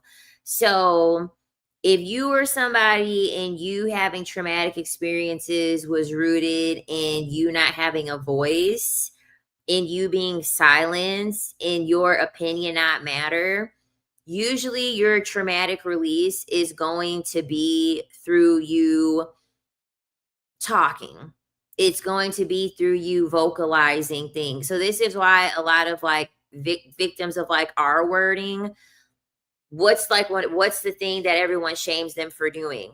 Yeah, everyone shames them for speaking up because there's like this unwritten rule. It's like this unspoken rule that when that happens to you, you kind of are supposed to just like stay quiet about it because a lot of shame comes along with it. And then also through those things, like that really does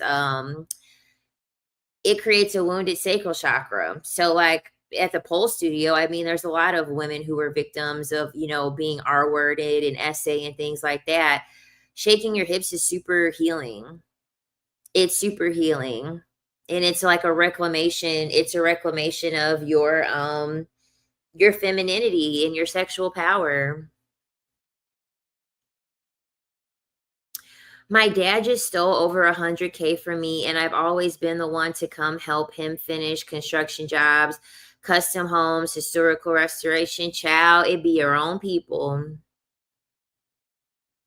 It be your own people.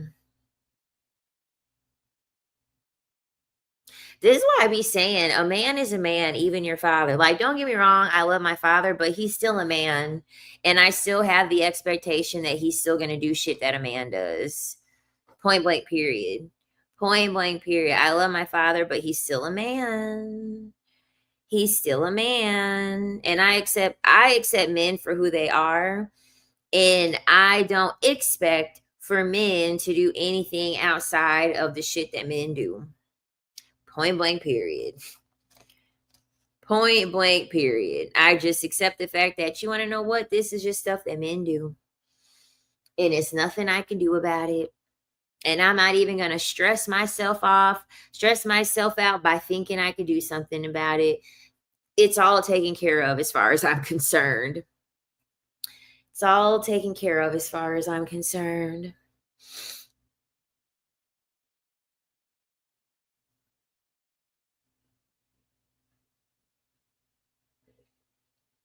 I made flyers and business cards for my dad, and he tried to gaslight me saying I did it because he paying me.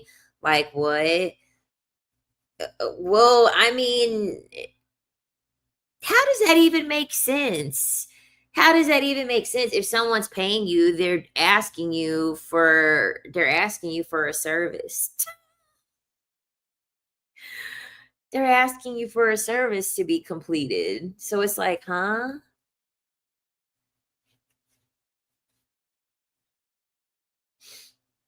Like, what?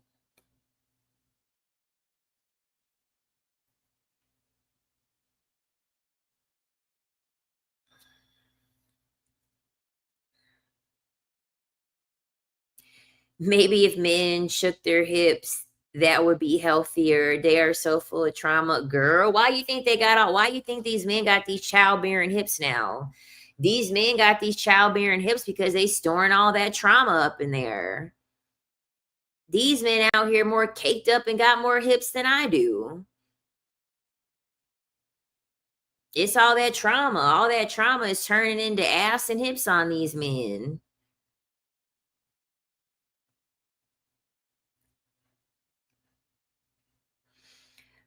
My hips are locked. I've had pretty bad back and hip pain since I was a child, scoliosis. I sometimes think it's probably emotionally based, but I haven't figured out what the pain truly means. Start meditating. Like, I had a really good release last week with a meditation practice. Ooh, I had such a good release. I've been feeling lighter ever since. I've been feeling lighter ever since that meditation that I did last week. Like, I really got down to the heart of the matter for a lot of things. Girl, they're always in the weight room doing their squats and taking up the stairmasters in the cardio room. Girl, they trying to be the next big booty Judy. They trying to be the next big booty Judy. Because yes, these men do have hips. Like, there was a man a couple days ago, and I was like, why am I looking at a man's ass right now? Why am I looking at a man's ass right now? Why? Why?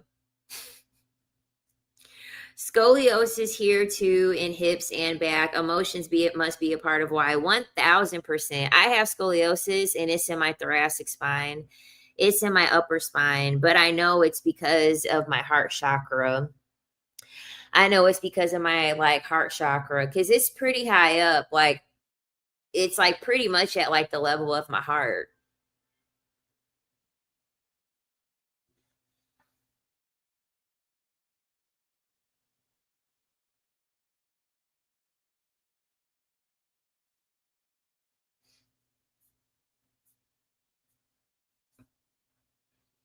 They are getting fit for other men, exactly.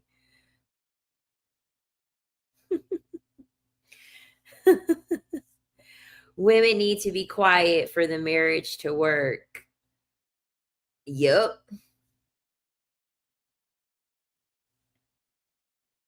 But I'm healing up nicely. I'm healing up nicely. My back has been nice and bendy. We've been fixing the subluxation in my cervical spine because that was an issue that I was having too. Um, my body is just, I'm really, really healing. I am really, really, really healing. It's actually very, very nice to be at this predicament in my life where everything is just healing. Like, everything is good. You know what I'm saying? Everything is in a good spot. Like, I don't have any complaints. I'm definitely happy.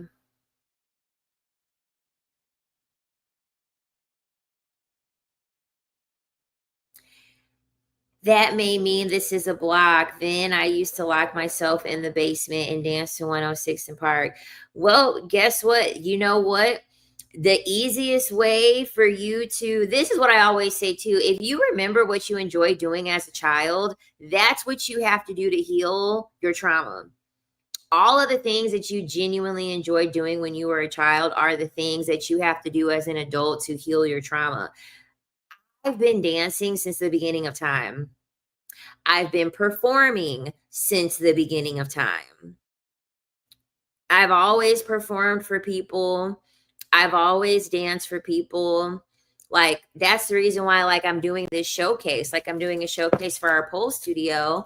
I'm doing a showcase for our pole studio because that's like a personal thing for me. Like, that's like a reclamation of me healing from things. You know what I mean? Yes, I have to do yoga or I have neck, shoulder pain, tension. I have to stretch every day. If I don't stretch and foam roll every day, if I don't stretch and foam roll every day, I'm not going to feel my best. Your content is healing. This is female power. We heal each other for sure. Thank you, Jessica. Thank you, Jessica. I know I see. I know I see. Yeah, girl, just start dancing.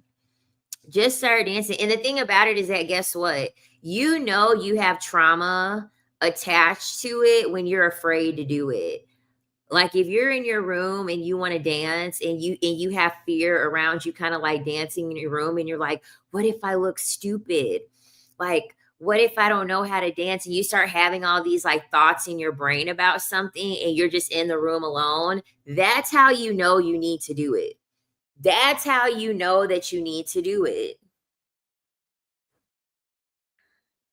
Yeah, exactly. I always procrastinate. When you procrastinate doing these things, that's how you know you're trying to prevent something. You're trying to stop something from happening. Like even being in silence for 5 minutes is a lot for people. Even sitting in silence for 5 minutes and doing nothing is a lot for people because we're so used to our brain being stimulated. We're so used to our brain being stimulated and getting a dopamine hit.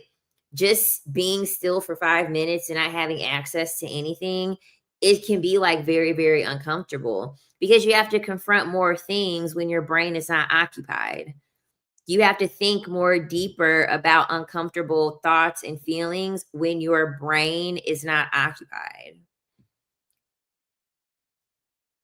And that's another thing that I've been doing too.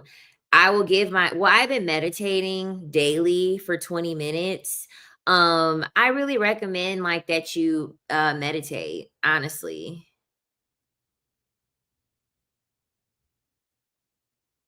Mhm. Yeah, you just have to face it little by little. And especially drawing, like that's the thing too, your parents, little do your parents know, they'll crush your dreams. They don't even realize they'll crush your dreams. But there are so many kids out there who actually enjoyed drawing and they enjoyed art and they were super excited in art class and they're like, "Yes, like I'm drawing all of this stuff." And they'd be so excited, "I can't wait to show my parents what I drew for them." And then they look at it and they're like, you know what I mean? They're like not excited or they say like it's silly or it's stupid and things like that.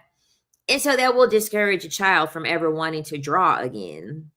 That will discourage a child from ever really wanting to take pride in doing the things that they actually enjoy because it's kind of been like shamed out of them through their parents and then through life itself. This is why the arts, there is a reason why the arts are it's lost.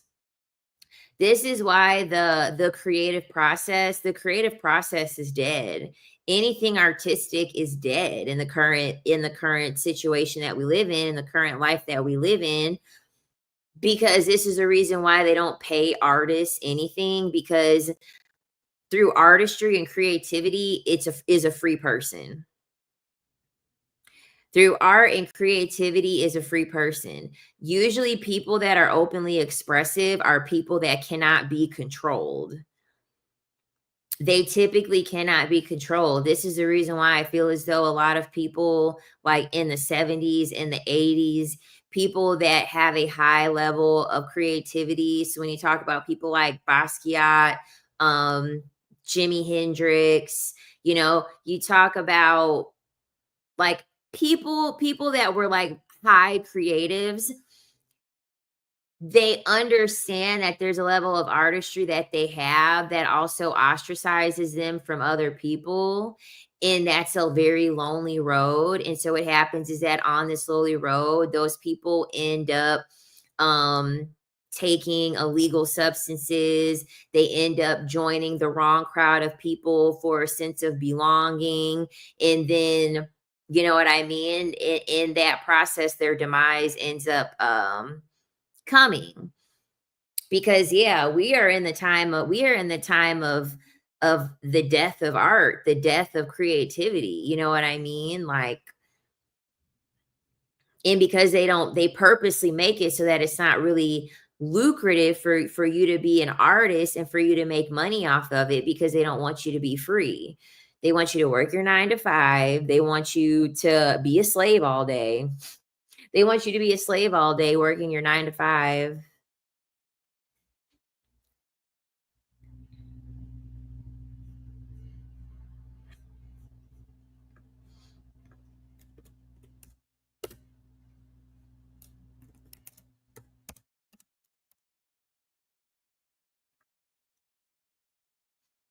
Ooh, she's pretty too. I just looked this girl up. I just looked this up.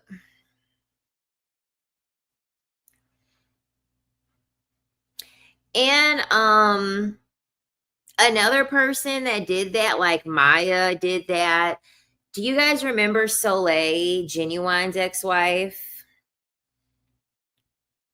She had like seen like how the music industry was, and like she she is like now a spiritual. She like, I didn't even know this. It was actually a girl at my pole dancing studio that had told me that Soleil had like transitioned into this like spiritual practitioner. And so she does all types of like spiritual retreats and things like that.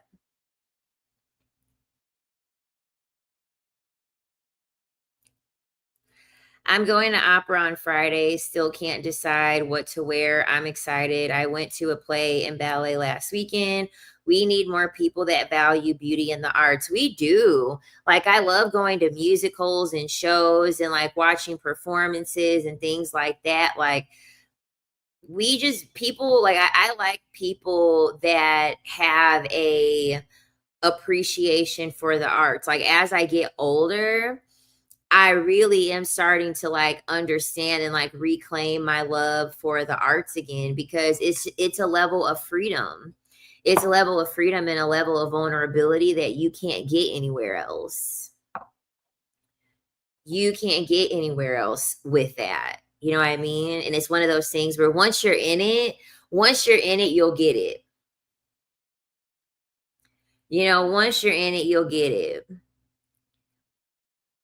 Go see an acupuncturist, girl. Go see an acupuncturist, girl. I seen one, I think it was last winter. I think it was last winter. Child, they trying to form the weapons against my girl Nikki. They trying to form the weapons against my girl. They really trying to form weapons against my girl Nikki. They really are. If people that understand spirituality, people that understand spirituality and alchemy and being chosen, e- everybody that's a part of that, they get Nicki Minaj and they understand what's happening. I don't care what anybody says.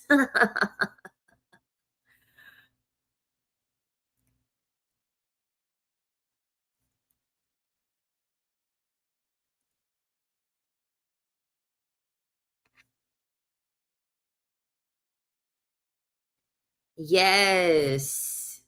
Yeah, like a play, music, like a festival, like a concert,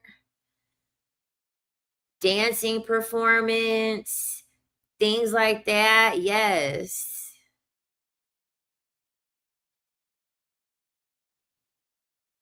Yeah, and the thing about Nicki Minaj, like, she won't stay qui she refuses to stay quiet. She refuses to stay quiet. I know that there's Gemini energy probably all up in her chart.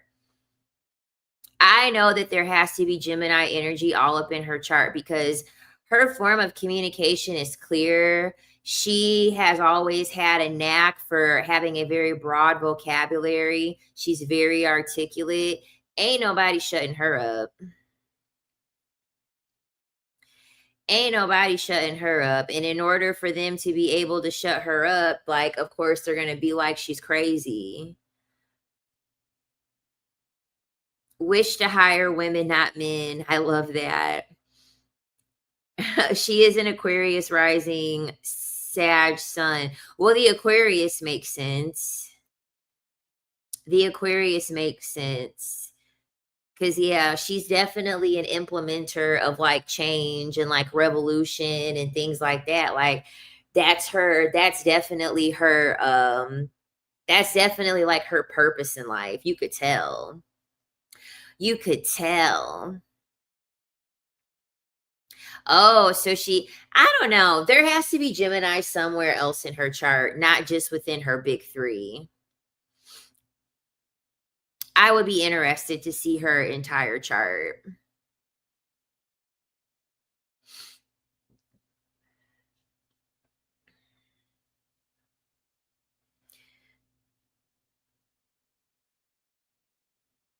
Yeah, there's definitely Gemini somewhere in her chart. It's definitely Gemini somewhere with her in her chart.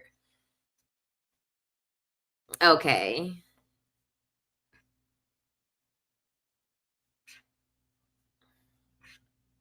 But yeah, it's a shame what they're trying to do with her.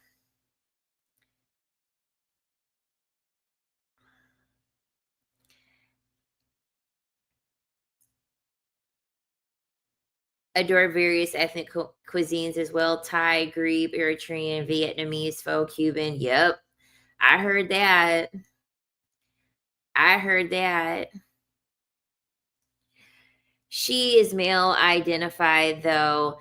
Once again, I have an unpopular opinion. I have a very, very unpopular opinion about Nikki, um, in regards to like where she is with men. Um, I have a really unpopular opinion, and when I talked about it before, people were pissed. People were pissed.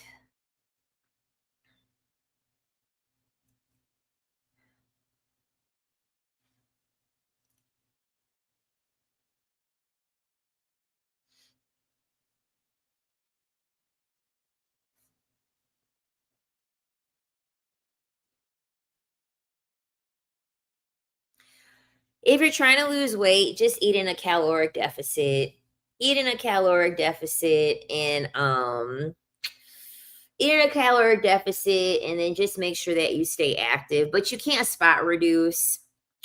You can't spot reduce anything. So you can't there's nothing that you can specifically do to lose weight only in your stomach. You got to just keep losing weight until your stomach loses itself. You can do abs to firm up the area. Thoughts on black nails for Halloween? Girl, you don't need to wait for Halloween to have black nails. When I was getting my nails done, I loved having my nails black.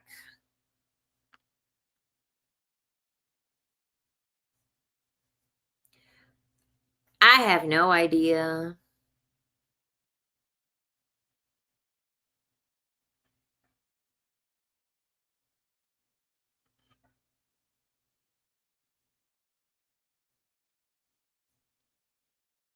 She said add in Ozempic and it'll fly off with any exercise.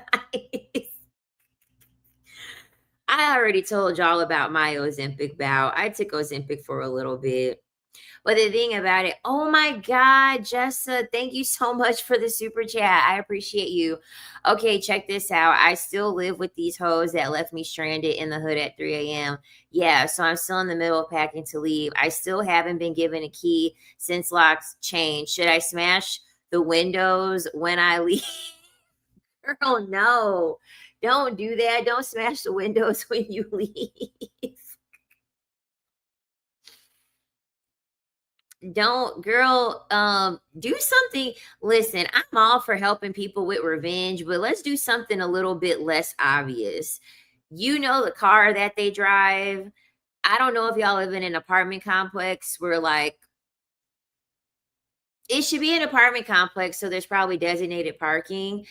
Check to see if it's any cameras out there. If it ain't no cameras out there, go get some sardines and put some sardines in their grill. What else can you do? I don't know, smear peanut butter on their windshield. Um, what else could you do? Get some cockroaches delivered to the address. There's a lot of things that you can do that are more covert, that are more covert than smashing the window. Yeah, exactly. Take all their Apple chargers or batteries and their remotes. Exactly. Put Nair in their shampoo. Exactly. Don't smash the windows. You got to do something so they feel the after effects once you're gone. Okay, that's what you got to do. Go pee. If they drink apple juice, go pee in their apple juice. They'll be like, this tastes funny. Did this apple juice go bad? And guess what? You'll be forever, you'll be laughing to yourself like them bitches was drinking my pee and didn't even realize it.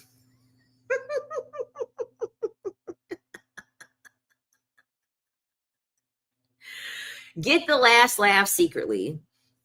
Get the last laugh secretly. That's what you have to do. Get the last laugh secretly.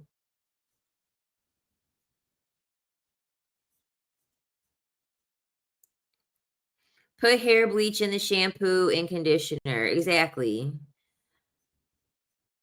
Take over the Dipsco bill and then never pay it and get their lights cut off. And then switch it back and be like, no, I'm canceling it.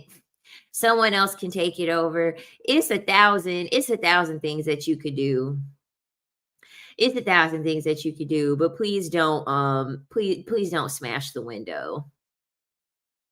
Please don't smash the window.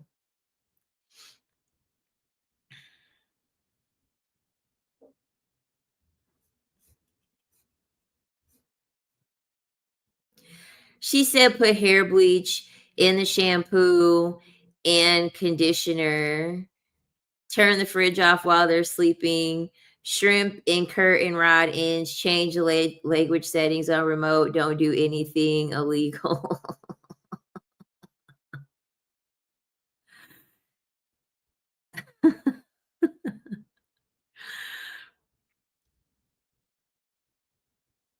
I feel like sardines in someone's grill is just like that's like top tier. You know what I mean? Or taking like tuna, take like a tuna can and put that like, oh, you ain't even got to open up their hood for that. You could just freaking pour that, like get enough of it, the juice, pour enough of that on top of their windshield, and all that shit's gonna seep down. All that shit's gonna seep down into the hood of their car anyway. It's gonna be months before they can get that fucking smell out.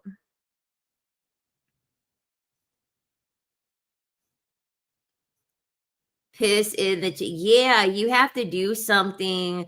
You have to do something that like it's gonna be a stain on them and they're constantly gonna think about it. Cause it's like, who are they gonna call the cops on and be like, my car smells like fish? Like, how are they gonna be able to explain that to the police? Like, They can't do anything because their car smells like fish, or like they have a missing charger, or their apple juice tastes funny. Like they can't do anything about that. Like you have to be petty in like a smart way. I was trying to change. Girl, ain't nobody say that you have to change. You never have to change. You just have to be smarter. You just have to be a little bit more smart in your strategy. That's what it is. You don't have to change. You just got to be smarter in your strategy to get the last laugh. That's the difference. You can still channel that energy. You just have to do it in a different way. Please don't be turning into left eye. Okay? Don't be turning into left eye, burning the damn house down.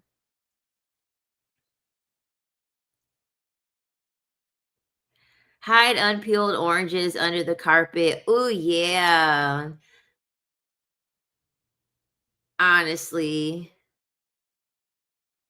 That's yeah, because them oranges, that it will mold, and it will, oh my God, they're gonna be sneezing and sick as hell. Because those orange peels are gonna have all types of mold and spores, and they gonna be feeling sick as hell.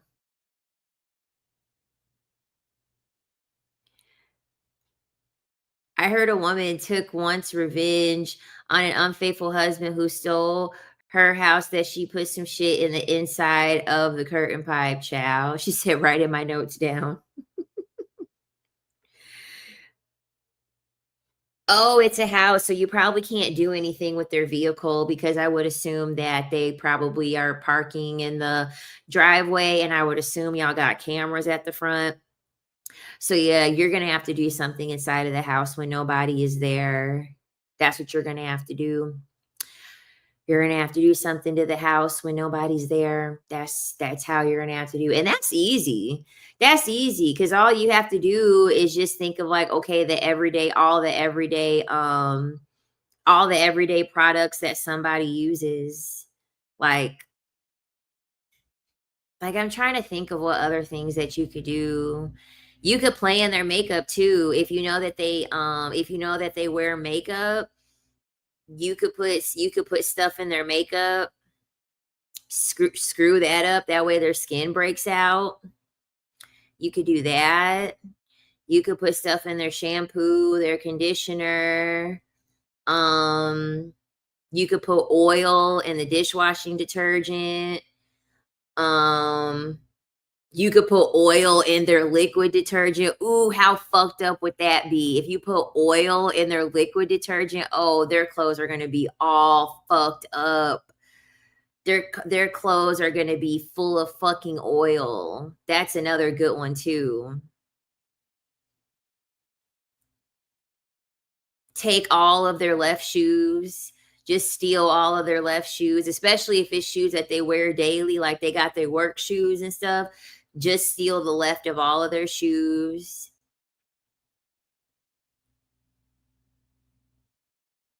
Put put put itching powder in their underwear, or itching powder in their bra.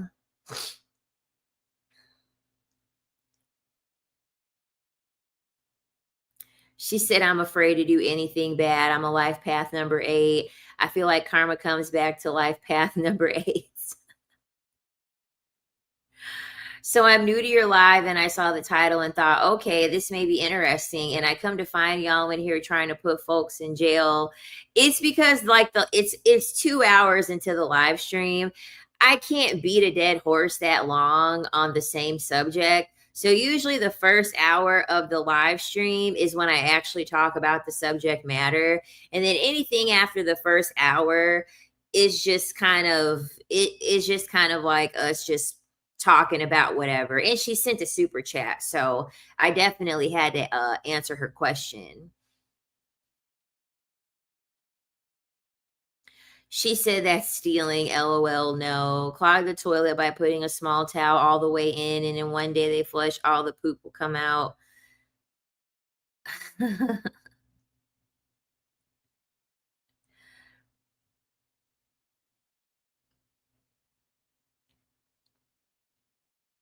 Yeah, you could put a ton of tampons in the toilet and just keep flushing and clog that bad boy up,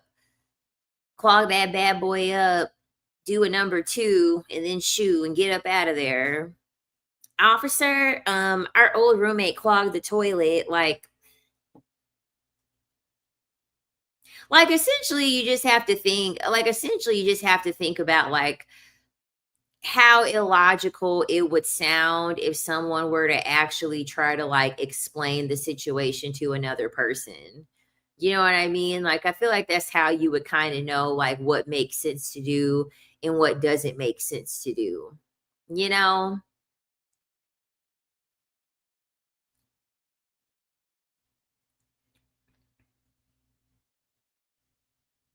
Exactly, wear gloves. Wear gloves and do it when they ain't home. And don't tell them when you gonna be going over there either. Because I mean, technically, so you don't have a key. So how are you getting back in there, Jessa? Like, how are you getting back in the house because you don't have a key? We not even together. We knew each other for like 7 years. Because that's another thing too. If you don't have a key, how are you getting back in the house? Because that will make a difference too.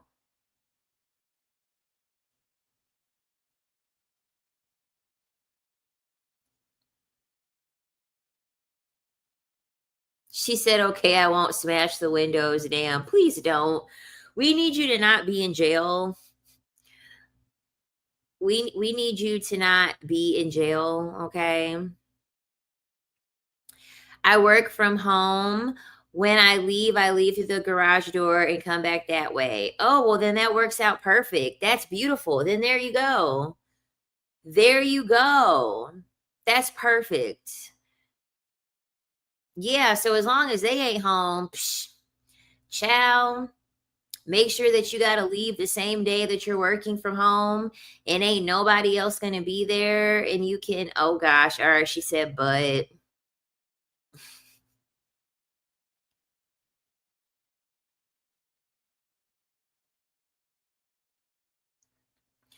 she said sometimes the bitch locks the garage door. Oh, so petty. So petty.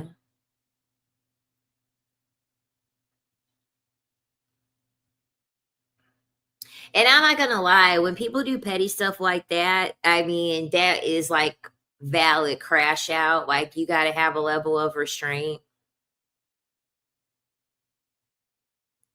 If there's a key code on the garage door, change the garage door code. And if they ever forget their key, they're fucked. That's smart too. That's smart too to do.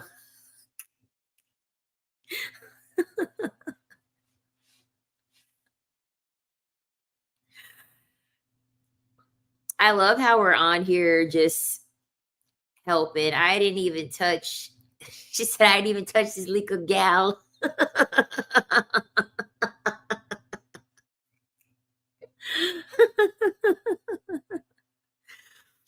Like, she should be happy all you want to do is smash out the windows and not smash the sense out of her.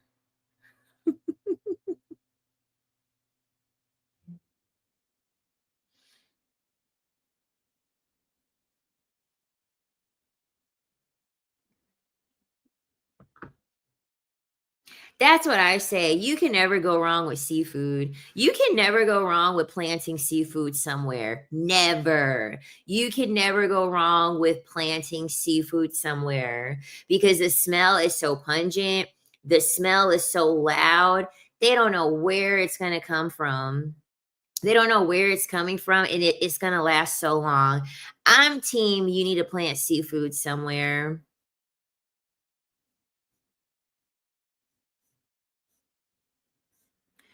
Who she has been living here for free since July.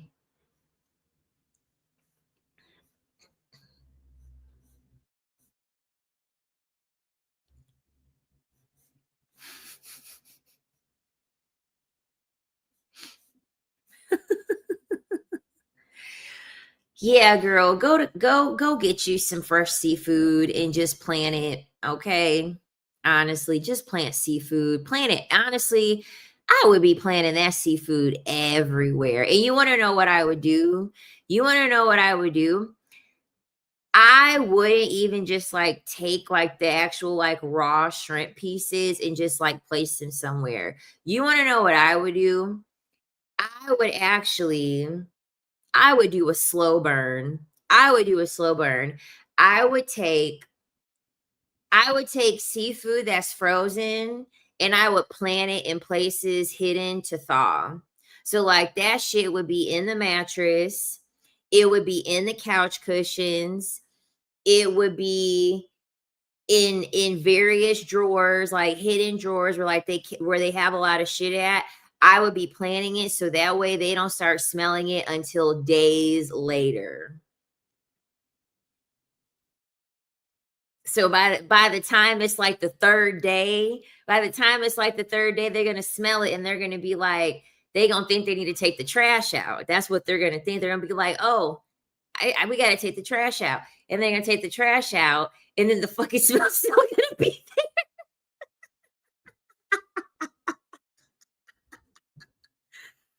Oh baby, oh baby, that would drive them crazy.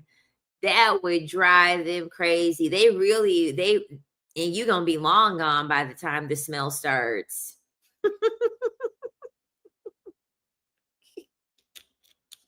She said, "You are evil, queen."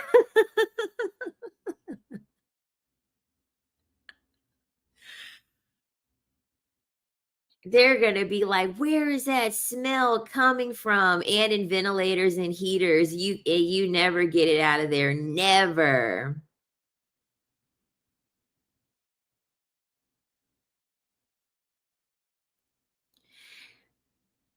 She said one day the toilet overflowed and weeks later discovered that someone put a towel. Turned out last person to leave the apartment who they had argued with. So yeah, they she said thawing would give it away. Nope, eat, enjoy, and walk the hell out. Peace.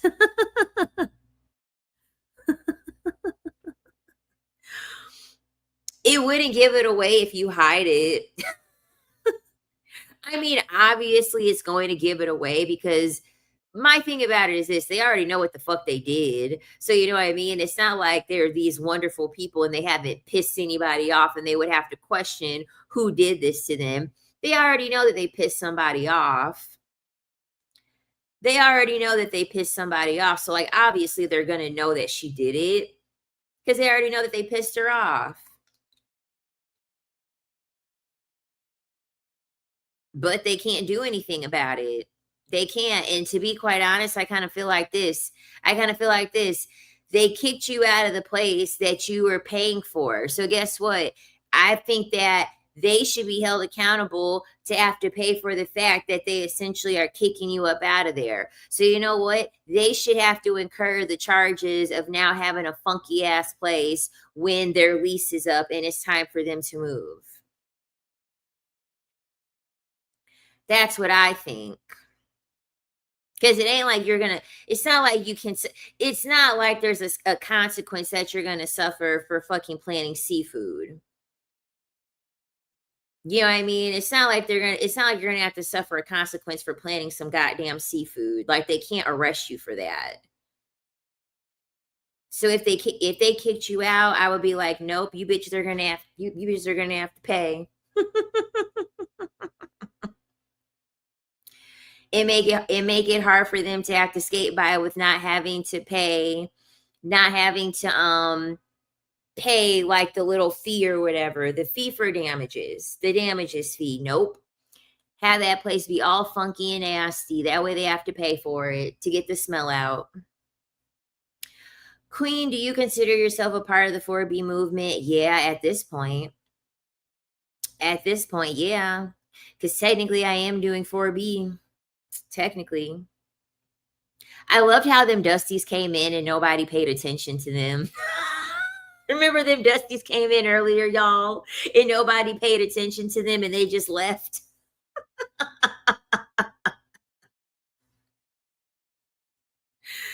That's always my favorite.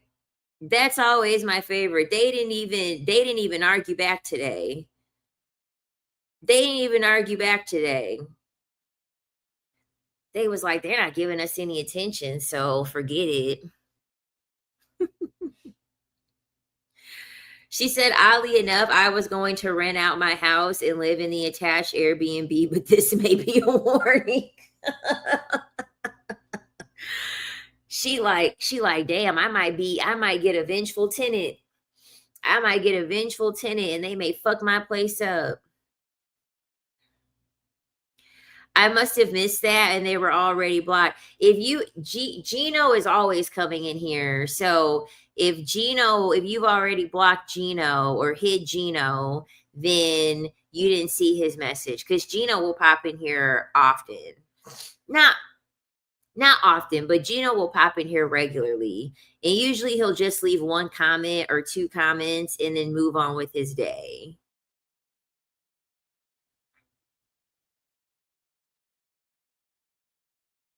She said she said literally was going to write the lease up an email today. The divine always shows me. Girl, don't do it. Keep your place. Don't rent it out. I really don't want to have to call my hitter. She said, I don't want to have to call my hitters. As I said, I'm trying to change. I have a brother who will like this place up. Just sending one emoji in the address. Me no want go there. I'm hollering. Gino sounds like a guy that works at his dad's pizza place in Queens. Exactly.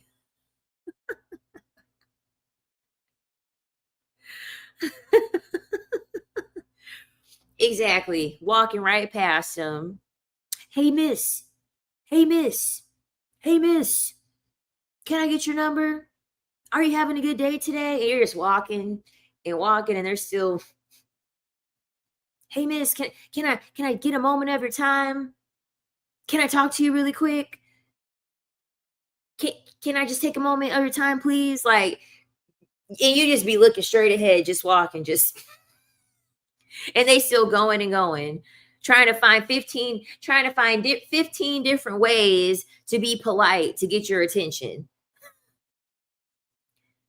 It's like, sir, if it took you 15 times for you to be polite, don't you realize that I don't want to talk to you and I don't care how polite you're trying to be?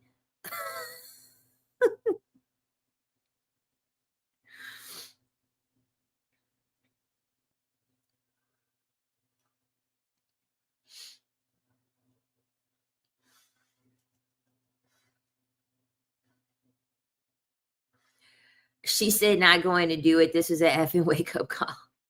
It gets to a point where just being in the presence of a man annoys me, unless he cute. But even then, still sometimes like, ugh, ugh. Like here we go. And the thing that sucks is that you feel the energy. You feel the energy shift. They have their energy of attention shift over to you, and you're just like, it's like the kiosk. You know, when you go to the mall, like this is how I view men coming up to me, the kiosk people. You know, when you go to the mall and it's all them kiosks in the middle of the mall, as soon as I'm approaching the kiosk, I'm like, I have to like tell myself, like, okay, don't make eye contact with the kiosk people because that's going to give them the invitation to look at you. Miss, miss, miss, miss, miss. You know, they start trying to put the shit in your face and get your attention. That's how I feel about the men. I'm like, y'all, it's just like the kiosk people.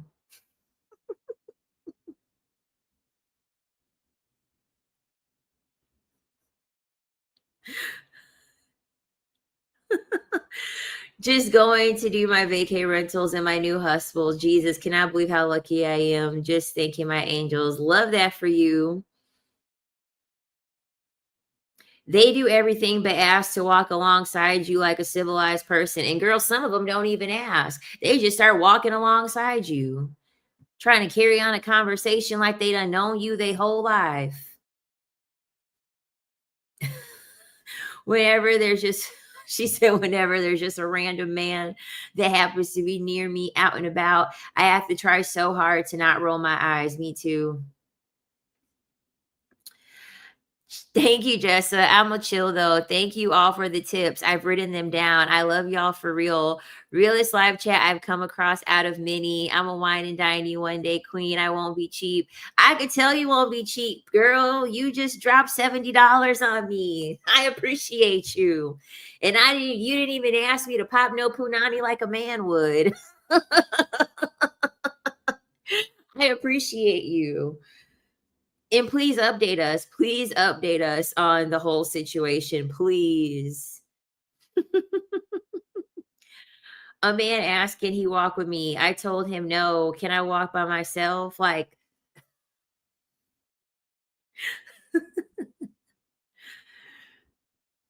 no, sir, you can't walk with me.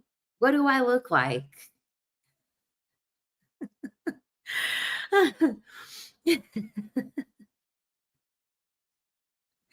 I can't wait to find out what act of revenge was chosen. I can't wait to know what act of revenge was chosen. One time, oh my God. So I had this male manager, right? And this male manager pissed me off. I think I told you guys about this guy. So, but I know I haven't told this story before. I had this male manager, and out of nowhere, he started fucking with me. He texted me on his day off, and he's like, you're not reaching productivity, because his mindset was that, like, because I was an agency tech and because I was a traveler, I should be doing more ultrasound exams than everybody else. Number one, no. Number two, the shift that I was working, the volume wasn't high enough. I think I worked like 10 to 8. The volume wasn't even high enough for me to be able to do that, because I worked 4 10-hour shifts. So he texted me on his day off, and he's like, your volume isn't enough. Even the new grad is doing more ultrasounds than you. And I knew that was a lie, because I can do an audit and I can look that shit up. So I reached out to my recruiter, and I'm like, this fat fuck is over here trying to pretty much say that I need to be doing more productivity or whatever. And so I already knew that my days were numbered. At this place, because they ended up hiring staff. And they love to find a scapegoat. They love to find a scapegoat in you to cut your contract short, because they hired staff, instead of just being real and saying, we hired staff, and so we're going to cut your contract short because there's no need for you anymore. They never want to admit that part. They always have to find a scapegoat in you. So long story short, they ended up cutting my assignment short. You want to know how the universe works for me? You want to know how the universe works for me? I ended up coming across this prank. This prank where you could text someone through, it won't be your number.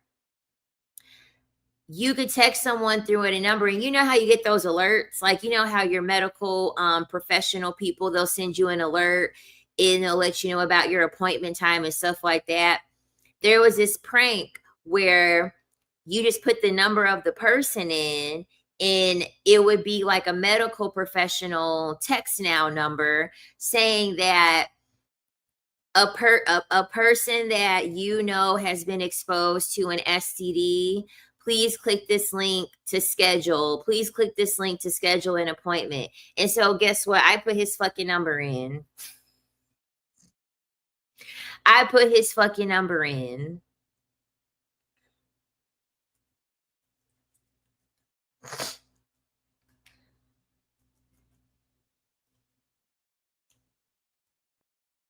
Because don't be texting me with bullshit like that. Don't be texting me with dumb bullshit like that, saying that I need to be doing more exams than everyone else because I'm a traveler. Like, no. I went to the neighborhood of my ex-boss. I blew all the tires of the Audi and blocked the locked car with chewing gum. I'm hollering. Good for you. Just because he's higher up, they be trying to take advantage. Yeah, I'm like, no, fuck you. I made sure that text went out to him. I'm like, no. Hopefully, I was in my head, I'm thinking, hopefully the fear was put in you a little bit, depending on what you're doing and who you're doing it with. And I hope that caused an argument with whoever he was with, or the multiple people that he was with. One time a customer pissed me the fuck off, and I may or may not have spent 2 hours signing their email up for moving companies and spam websites. Oh, you really want to know? You really want to get somebody pissed the fuck off? If you have their number, go to the insurance marketplace. Go to the insurance marketplace number and put all of their information into the insurance marketplace. Their phone is going to be fucking booming nonstop. Their phone is going to be fucking booming nonstop. The people that are selling insurance are going to be calling them and texting them nonstop.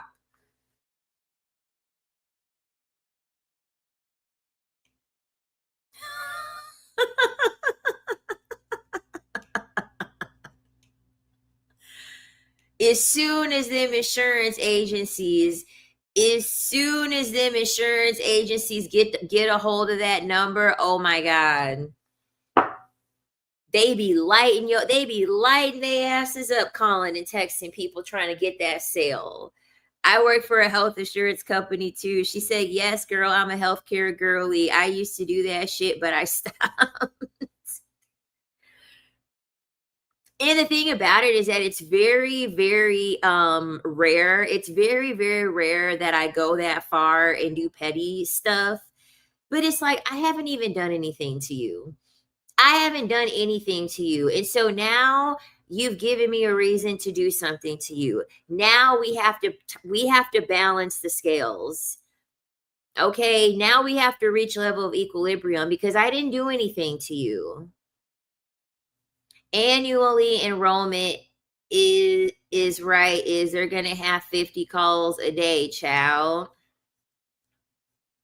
Like, I didn't do anything to you, and now you decided that you wanted to play with me. Like, no. It's only fair that I do something back to you. I only do it when they cuss me out. Like, what the hell? I don't blame you. I don't blame you. Because what the hell? Like, I can't stand that when people just want to bother you and play with you for no reason. Uh-uh. Every job I worked at, the men were always flirty. And the thing that made me even more annoyed is that, like, this was a big old fat black man. He was a big old fat black man. He literally looked like Nutty Professor, except he was even darker. He looked like Humpty Dumpty. I'm like, you have other things to worry about.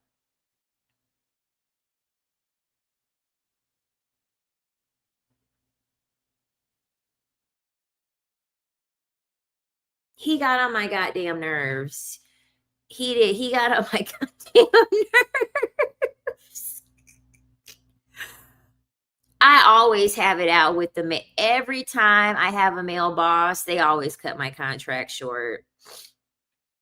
Whenever I have a male boss, they always cut my contract short. The male bosses fucking hate me. They fucking hate me because I don't be giving them the time or day. Talking about your numbers, you're not hitting your numbers. Nigga, you're hitting the numbers on the scale. Them the numbers you need to be fucking worrying about. The scale is way too high. Like, oh my god, I couldn't stand him. Couldn't fucking stand that guy.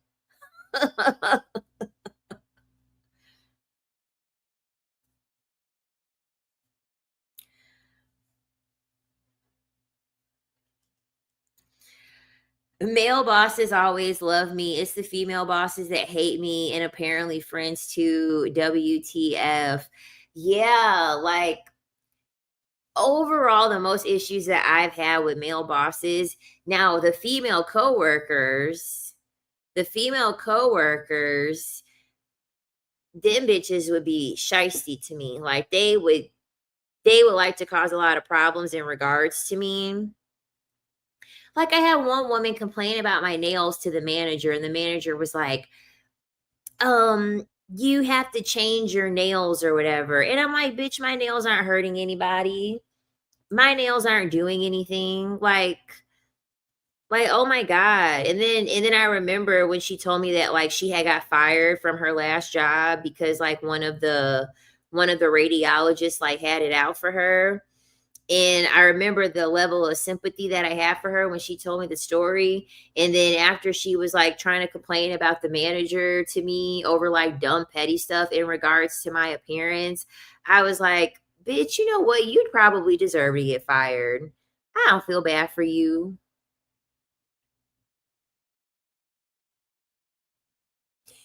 And if he's bald and owns Michael Kors anything, you can hang it up. It's a nightmare. You that was highly specific. That was highly specific. What a bald man with Michael Kors, a bald man with Michael Kors definitely did something because that was highly specific.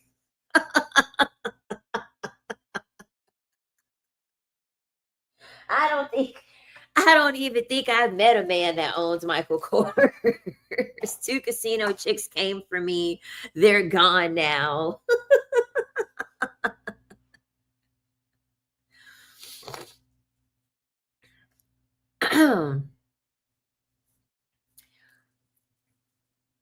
Honestly, if you want a stable job with all the opportunity, yeah, go into ultrasound.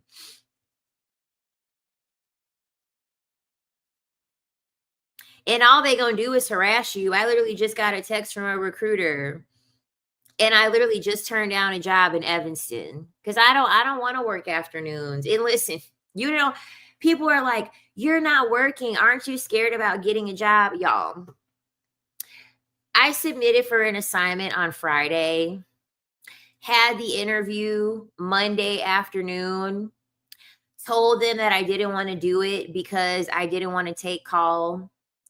Tuesday morning, I wake up and my recruiter reaches out to me and they're like, if you do morning shift and mid shift, they said that you don't have to do any call. I told them I still don't want the job. I said, I still don't want the job.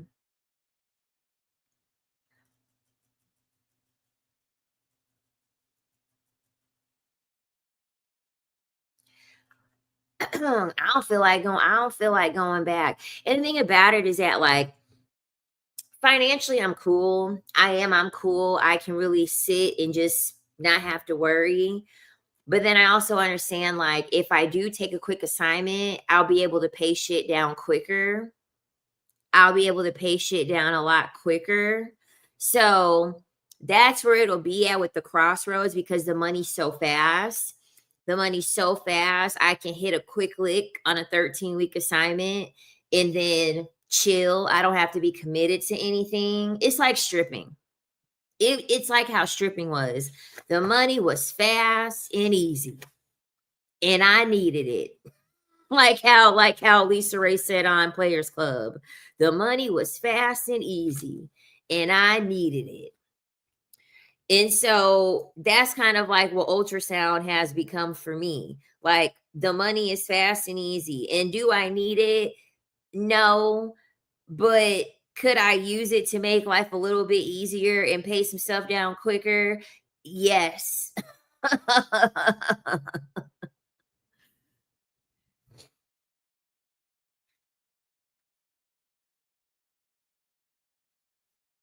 So that's the thing. That's what makes it real easy. That's what makes it real easy because it's like I could really hit a lick on a 13-week assignment and then stay put for a little bit. So that's what makes it kind of enticing because I know it's not permanent. I know I'm not going back to my nine. I'm not going back to a 9 to 5 for like for forever. Beginning of the year, I probably will take a quick little assignment. She said $50 man just texted. I think I will just focus on my Airbnb and selling a few cars. Thank you guys. You are guarded and guided. Thank you, girl.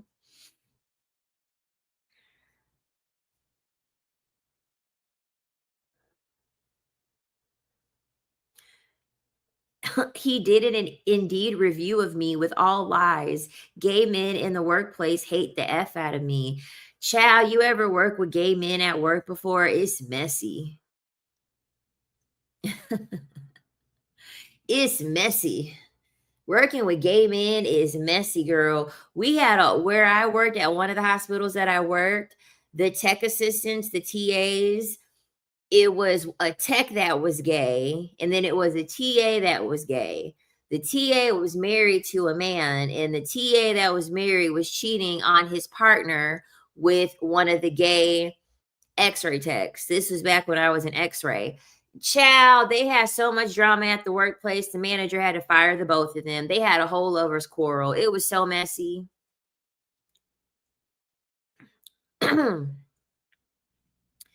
It was so messy. I hear you talk about not believing in monogamy a few times in your vids. Can you elaborate a little of your content? Okay, my excuse me. The way I look at it is this. Anything natural, if something is natural, they'll never have to propagate it to you. If something is natural, they'll never have to explain it to you. They'll never have to say, this is what you're supposed to do. Whenever somebody is telling you what you're supposed to do, that means that it's a construct. It's a societal construct. It's a societal construct whenever somebody is telling you what you're supposed to be doing. Okay. So whenever people are saying, oh, you're supposed to be monogamous, you're supposed to be monogamous based off of what? Based off of what? Based off of what? What evidence do we have to prove that that's the human nature of people? Because it's not the human nature of people, or else it would be hardwired into us. Because anything natural, you don't have to think about. You don't have to think about eating. You don't have to think about drinking water. You don't have to think about breathing. You don't have to think about walking. You don't have to think about any of those things, because those things are natural. And I didn't post the video on here, but I posted the video on TikTok. So like I use another example, right? Like discipline. Okay, the reason why there is a certain level of discipline that you have to have when it comes to like going to the gym and doing things like that is because it's your natural's body's response to be lazy. It's your natural's body's response to be lazy because through evolution, your body still thinks that it's in nature. Your body still thinks that it has to preserve its energy because it doesn't know where its next food source is going to come from. It doesn't know that you have a accessible water supply. So this is why it's very hard to lose weight. It's very, very hard to lose weight because your body wants to hold on to the fat because it needs to preserve that fat because it thinks that you are still living out in a field where you don't know when you're going to eat again. Anything that is resistance is you fighting the natural order of things. You have to fight the natural order of things in order to live in a society where they've created societal constructs. Do you get it? Do you get it?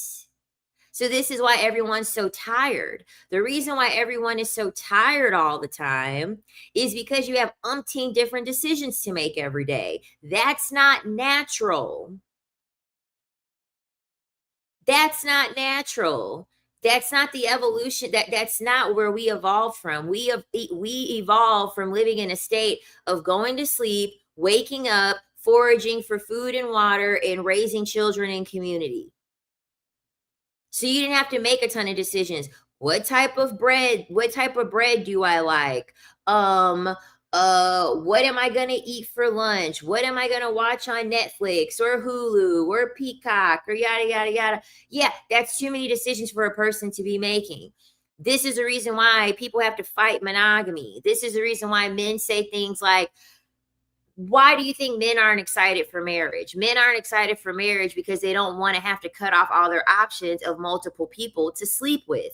And if you're looking at it from an evolutionary standpoint, it wouldn't make sense for only men to be non-monogamous. That doesn't make sense because men say all the time that they're not monogamous and that you should be lucky that a man is choosing you because they're going to decide to become monogamous. No, it's all societal conditioning telling you that you have to do it, in this certain way. And the reason why they want you to do it in a certain way is because when you look at the history of marriage, they weaponize monogamy.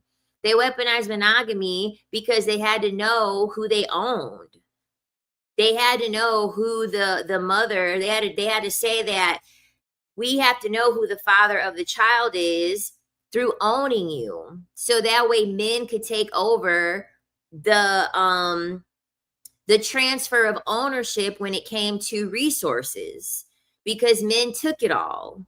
Men had took it all. When they were getting rid of witches, the reason why they were getting rid of witches was because they were taking their property. Witches were financially independent women. They were taking the homes that witches had owned, and then they were taking them, and then through monogamy, they were hoarding resources through that way. When all it takes is for you to read history, all it does is take for you to read enough books, and you'll realize that it's not real. It all was created through ownership because men can't control free women. Men can't own free women. So of course they had to say monogamy, and that we need to know the father. What is the purpose? What is the purpose societally? What is the purpose societally of the father knowing who, if it's their child or not? Societally, how does that benefit anyone for the father to know who their child is? It doesn't benefit. It doesn't benefit anybody. It doesn't benefit anybody. The only time that it would make a large difference if a man was paying child support on a child that isn't his, but they require for you to do a paternity test in order for that to happen. There is no societal need. There is no nature. There is nothing with nature that requires for a man to know who their child is. And if it's their child, they're not taking care of their child. They're not the main caretaker. Why does the main caretaker need to know who their child is when they're not the one taking care of the child? Why? There is no reason for that. They had to make up a reason to keep women monogamous. That when you really sit down and think about it, that makes no sense.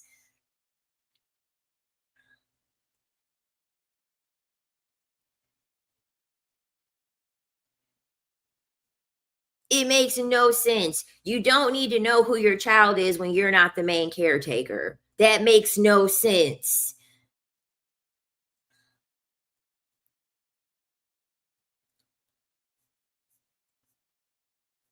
It's just these dumb reasons that men had to come up with to sell this whole thing of, you need to be married in monogamy, that way we can hoard all the resources and you have to rely on us for said resources.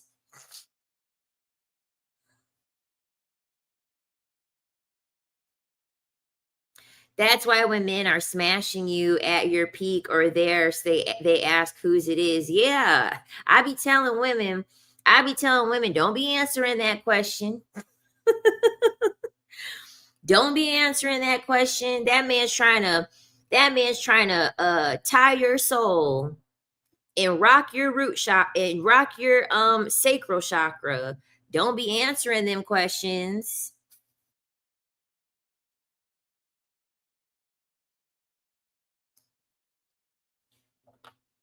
Please don't be answering them questions. Please.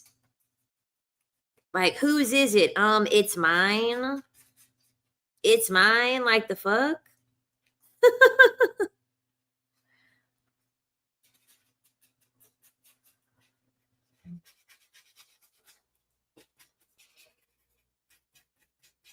Like, don't do it. It is a spell. It's 1000% a spell. It's normalizing ownership.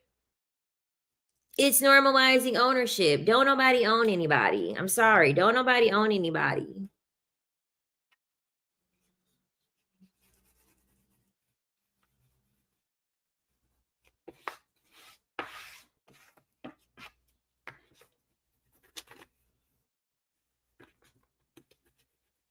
A person has a soul. Well, hopefully a person has a soul. They're not a commodified good. She said, say your name back to him. Don't utter his words. It's a hex. Yes, it's spell work. It's spell work to get you entrenched over having a man have ownership over you. I heard that. She said that's never been my experience. I do that to them. I heard that, girl.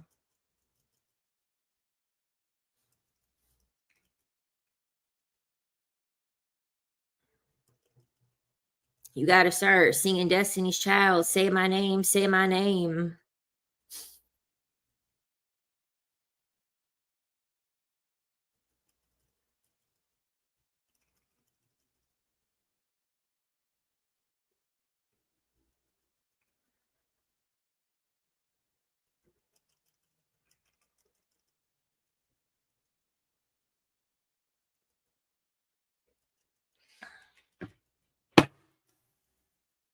Yeah, exactly. That's what giving the daughter away is. Giving the daughter away is transferring ownership from father to husband. And they literally would sell their daughters because they had no money. Yeah, struggling families, they would have no money. And so what they would do is they would have their daughter and they would offer up their daughter. And when the man had enough money, he would give money to the family for the family to survive. And it helped the family because guess what? That's one less mouth they got to feed. That's one less person they got to take of. Like the history, when you dig deep into the history of anything, it's dark. Okay, when you dig deep into the history of anything, it's dark. The history of marriage is very, very dark. It's very, very dark.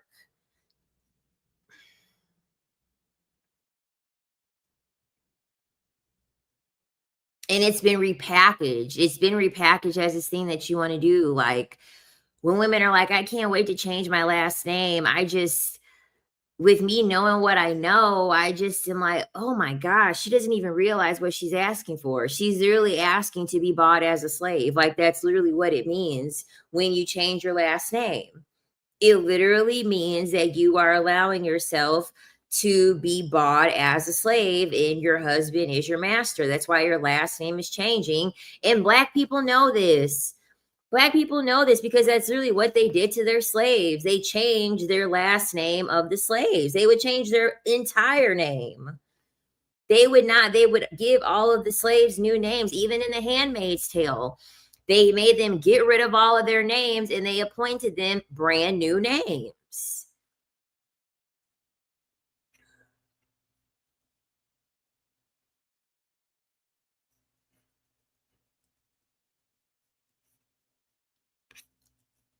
Once you do enough digging, you'll realize it's sick. You'll look at marriage completely different. You will look at marriage completely different. She said had to chime in. My ex almost took mine. I'm glad that didn't happen. She said I'm hiding in the bathroom. Girl, you've only been working for a week, but I feel you. I feel you. I feel you. She like, I'm back at work and I'm hiding in the bathroom. I don't blame you, girl. I would be doing the same thing. Lord knows I don't want to. Lord knows I don't like working. That's why I'm like, man, like it's nice having this freedom. It's really, really nice having this freedom. Um, and I'm gonna go harder. You know what I'm saying? I am gonna go harder with everything else that I'm doing. But I don't want to go back to work for nobody again either. The money is guaranteed, but at what cost? At what cost? I don't want to be stuck at that place. She said I legit had to use it, but I could check my phone though.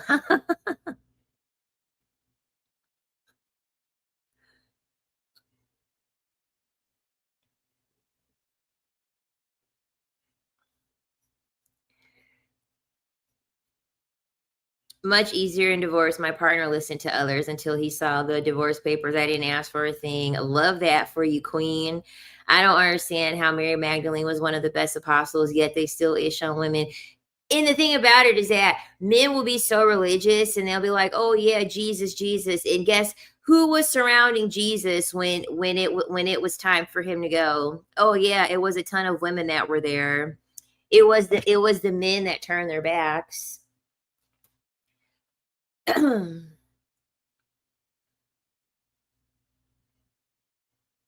That just summed up Jobs. LMAO. The money comes in, but at one cost. Exactly. Yeah, it was women that were there. It wasn't no damn man beside Jesus. Like, they kill me with that. They be killing me with that. Like, no. Men were fucking terrible to even Jesus Christ.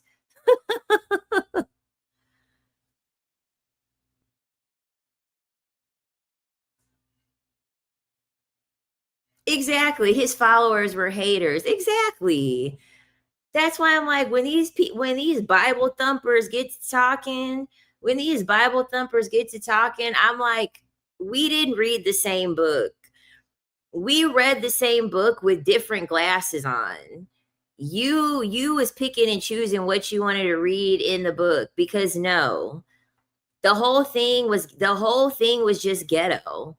Honestly, the whole thing was just ghetto as hell. Like, no.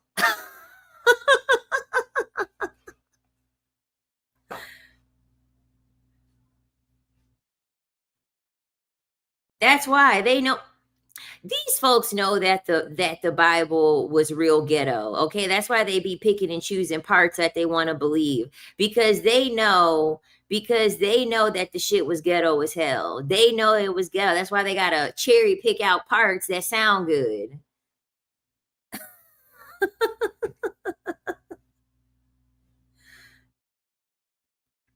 They're like, no, let's only bring up the good parts. Let's only bring up the good parts of the Bible.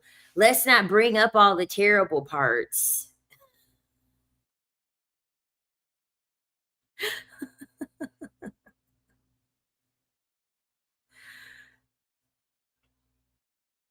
I've always questioned Jesus' sexuality, because why you want so many men around you all the damn time? Exactly. Ciao.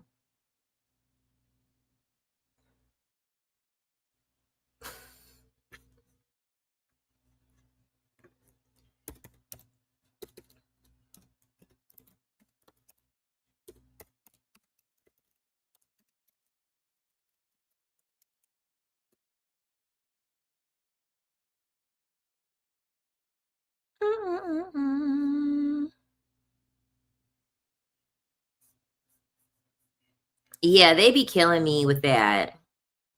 The men wanted to be around Jesus. LOL. Jesus been a ladies' man. Code for gay in Jamaica. Why does Jesus have that long hair? Why does Jesus have that long hair so all of his followers could be pulling on it when he getting bent over?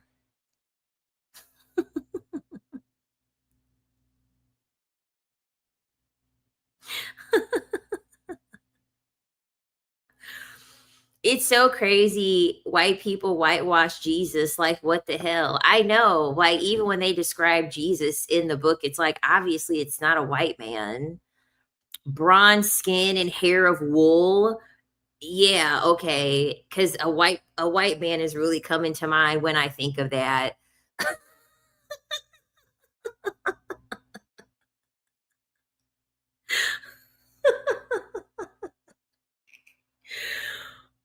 his hair might have been long if he was a ladies' man. Being a pimp, being pimp Jesus.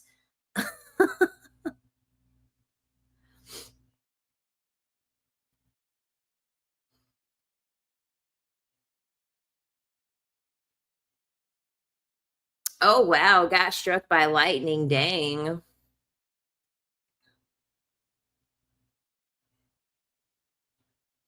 And his daddy was away and in the sky. Yeah, that's black.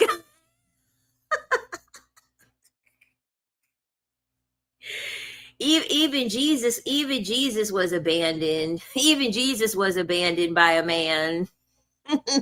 You said it had to be a black guy. I'm hollering. I'm hollering. Oh, that's funny.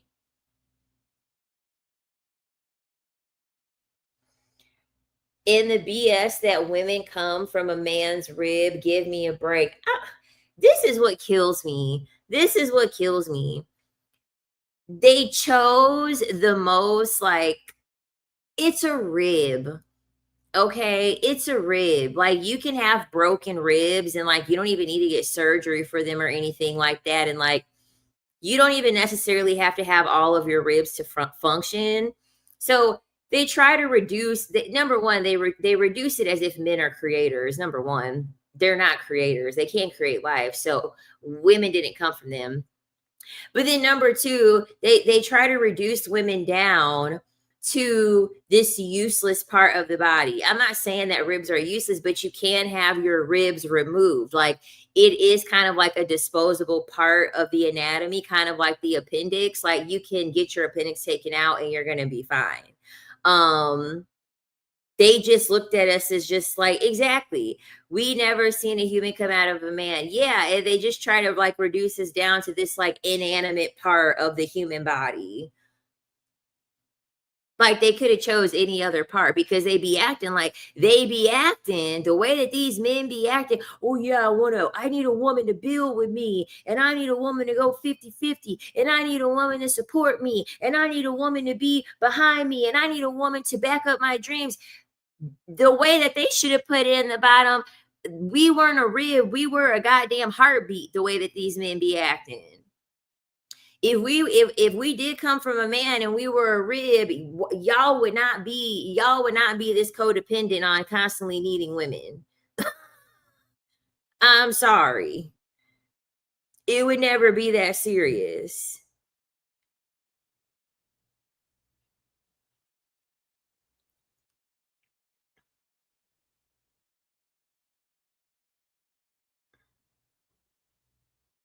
Like, ooh, you like I swear when you're reading that book, you're just like, oh my goodness. Like they hate women. Like they hate women.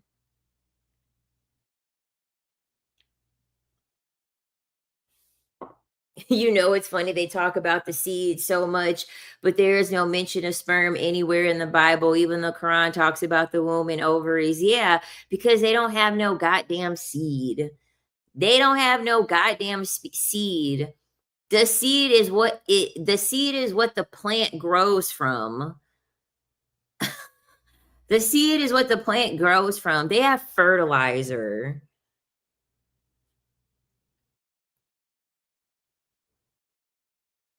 I saw a Reddit post of this guy saying if only women would be in relationships with him, he could be successful like a lawyer or doctor.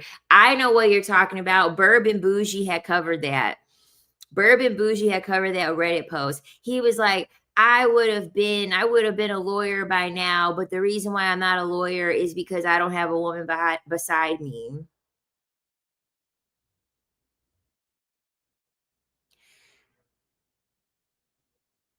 I didn't agree with being poor on earth and rich in heaven. I never agree to that verse in the Bible. Yeah, because essentially they're trying to paint this picture that you got to live hell on earth.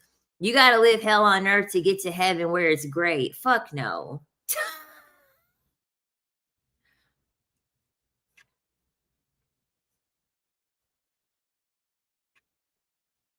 Literally, Lilith is seen as a demon because she simply wanted to ride. I know. Ain't that so crazy? Ain't that so crazy? Man, one time I was talking to this man with Adam Energy. He had Adam Energy and he was like, "No, like I'm a man and I want to be dominant and I don't let women do that or whatever." Child, I had that man on his back. I had that man on his back. Like, shut up. Like, stop. It is not that serious. Like, come on. He's like, and then after he was like, wow, he was like, I'm always gonna remember you as the girl who I actually let ride me. And I'm like, child,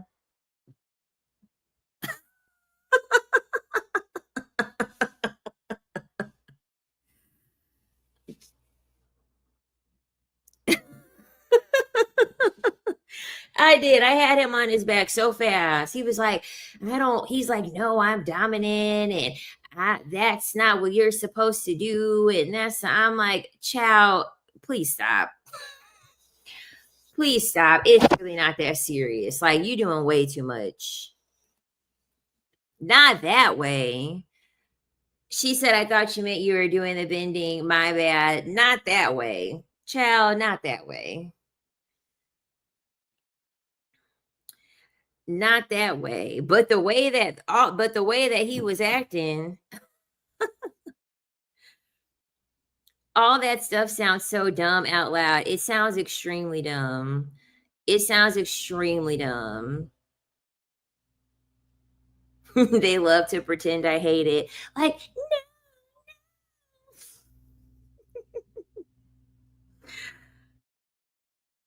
cause in my head, I'm like, I don't know if you're even acting or not. Like, are you just trying to like play and like turn me into this dominant person?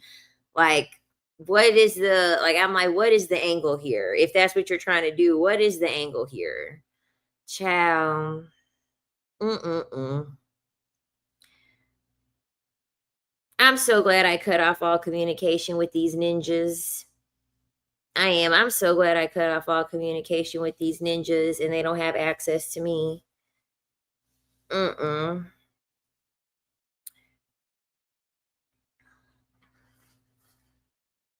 I always thought it was BS as a child too. I've said it before, but I just couldn't stand going to church. Couldn't stand going to mass. I couldn't stand going. I was like, dude, this stuff makes no sense. Why are we here? Like, why are we even discussing this mess? You know?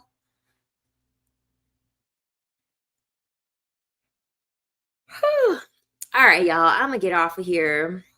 I'm gonna get off of here. Your girl's tired, okay? Your girl needs a nap, okay? Um, don't forget to like and subscribe. I'll be back on here tomorrow. Yeah, because tomorrow's Thursday. I'll be back on here tomorrow. Please stay dust free and please don't be stupid for these men out here. Stay smart, stay on point. Don't let these dusties come in and ruin your life. And I will talk to y'all next time. Bye.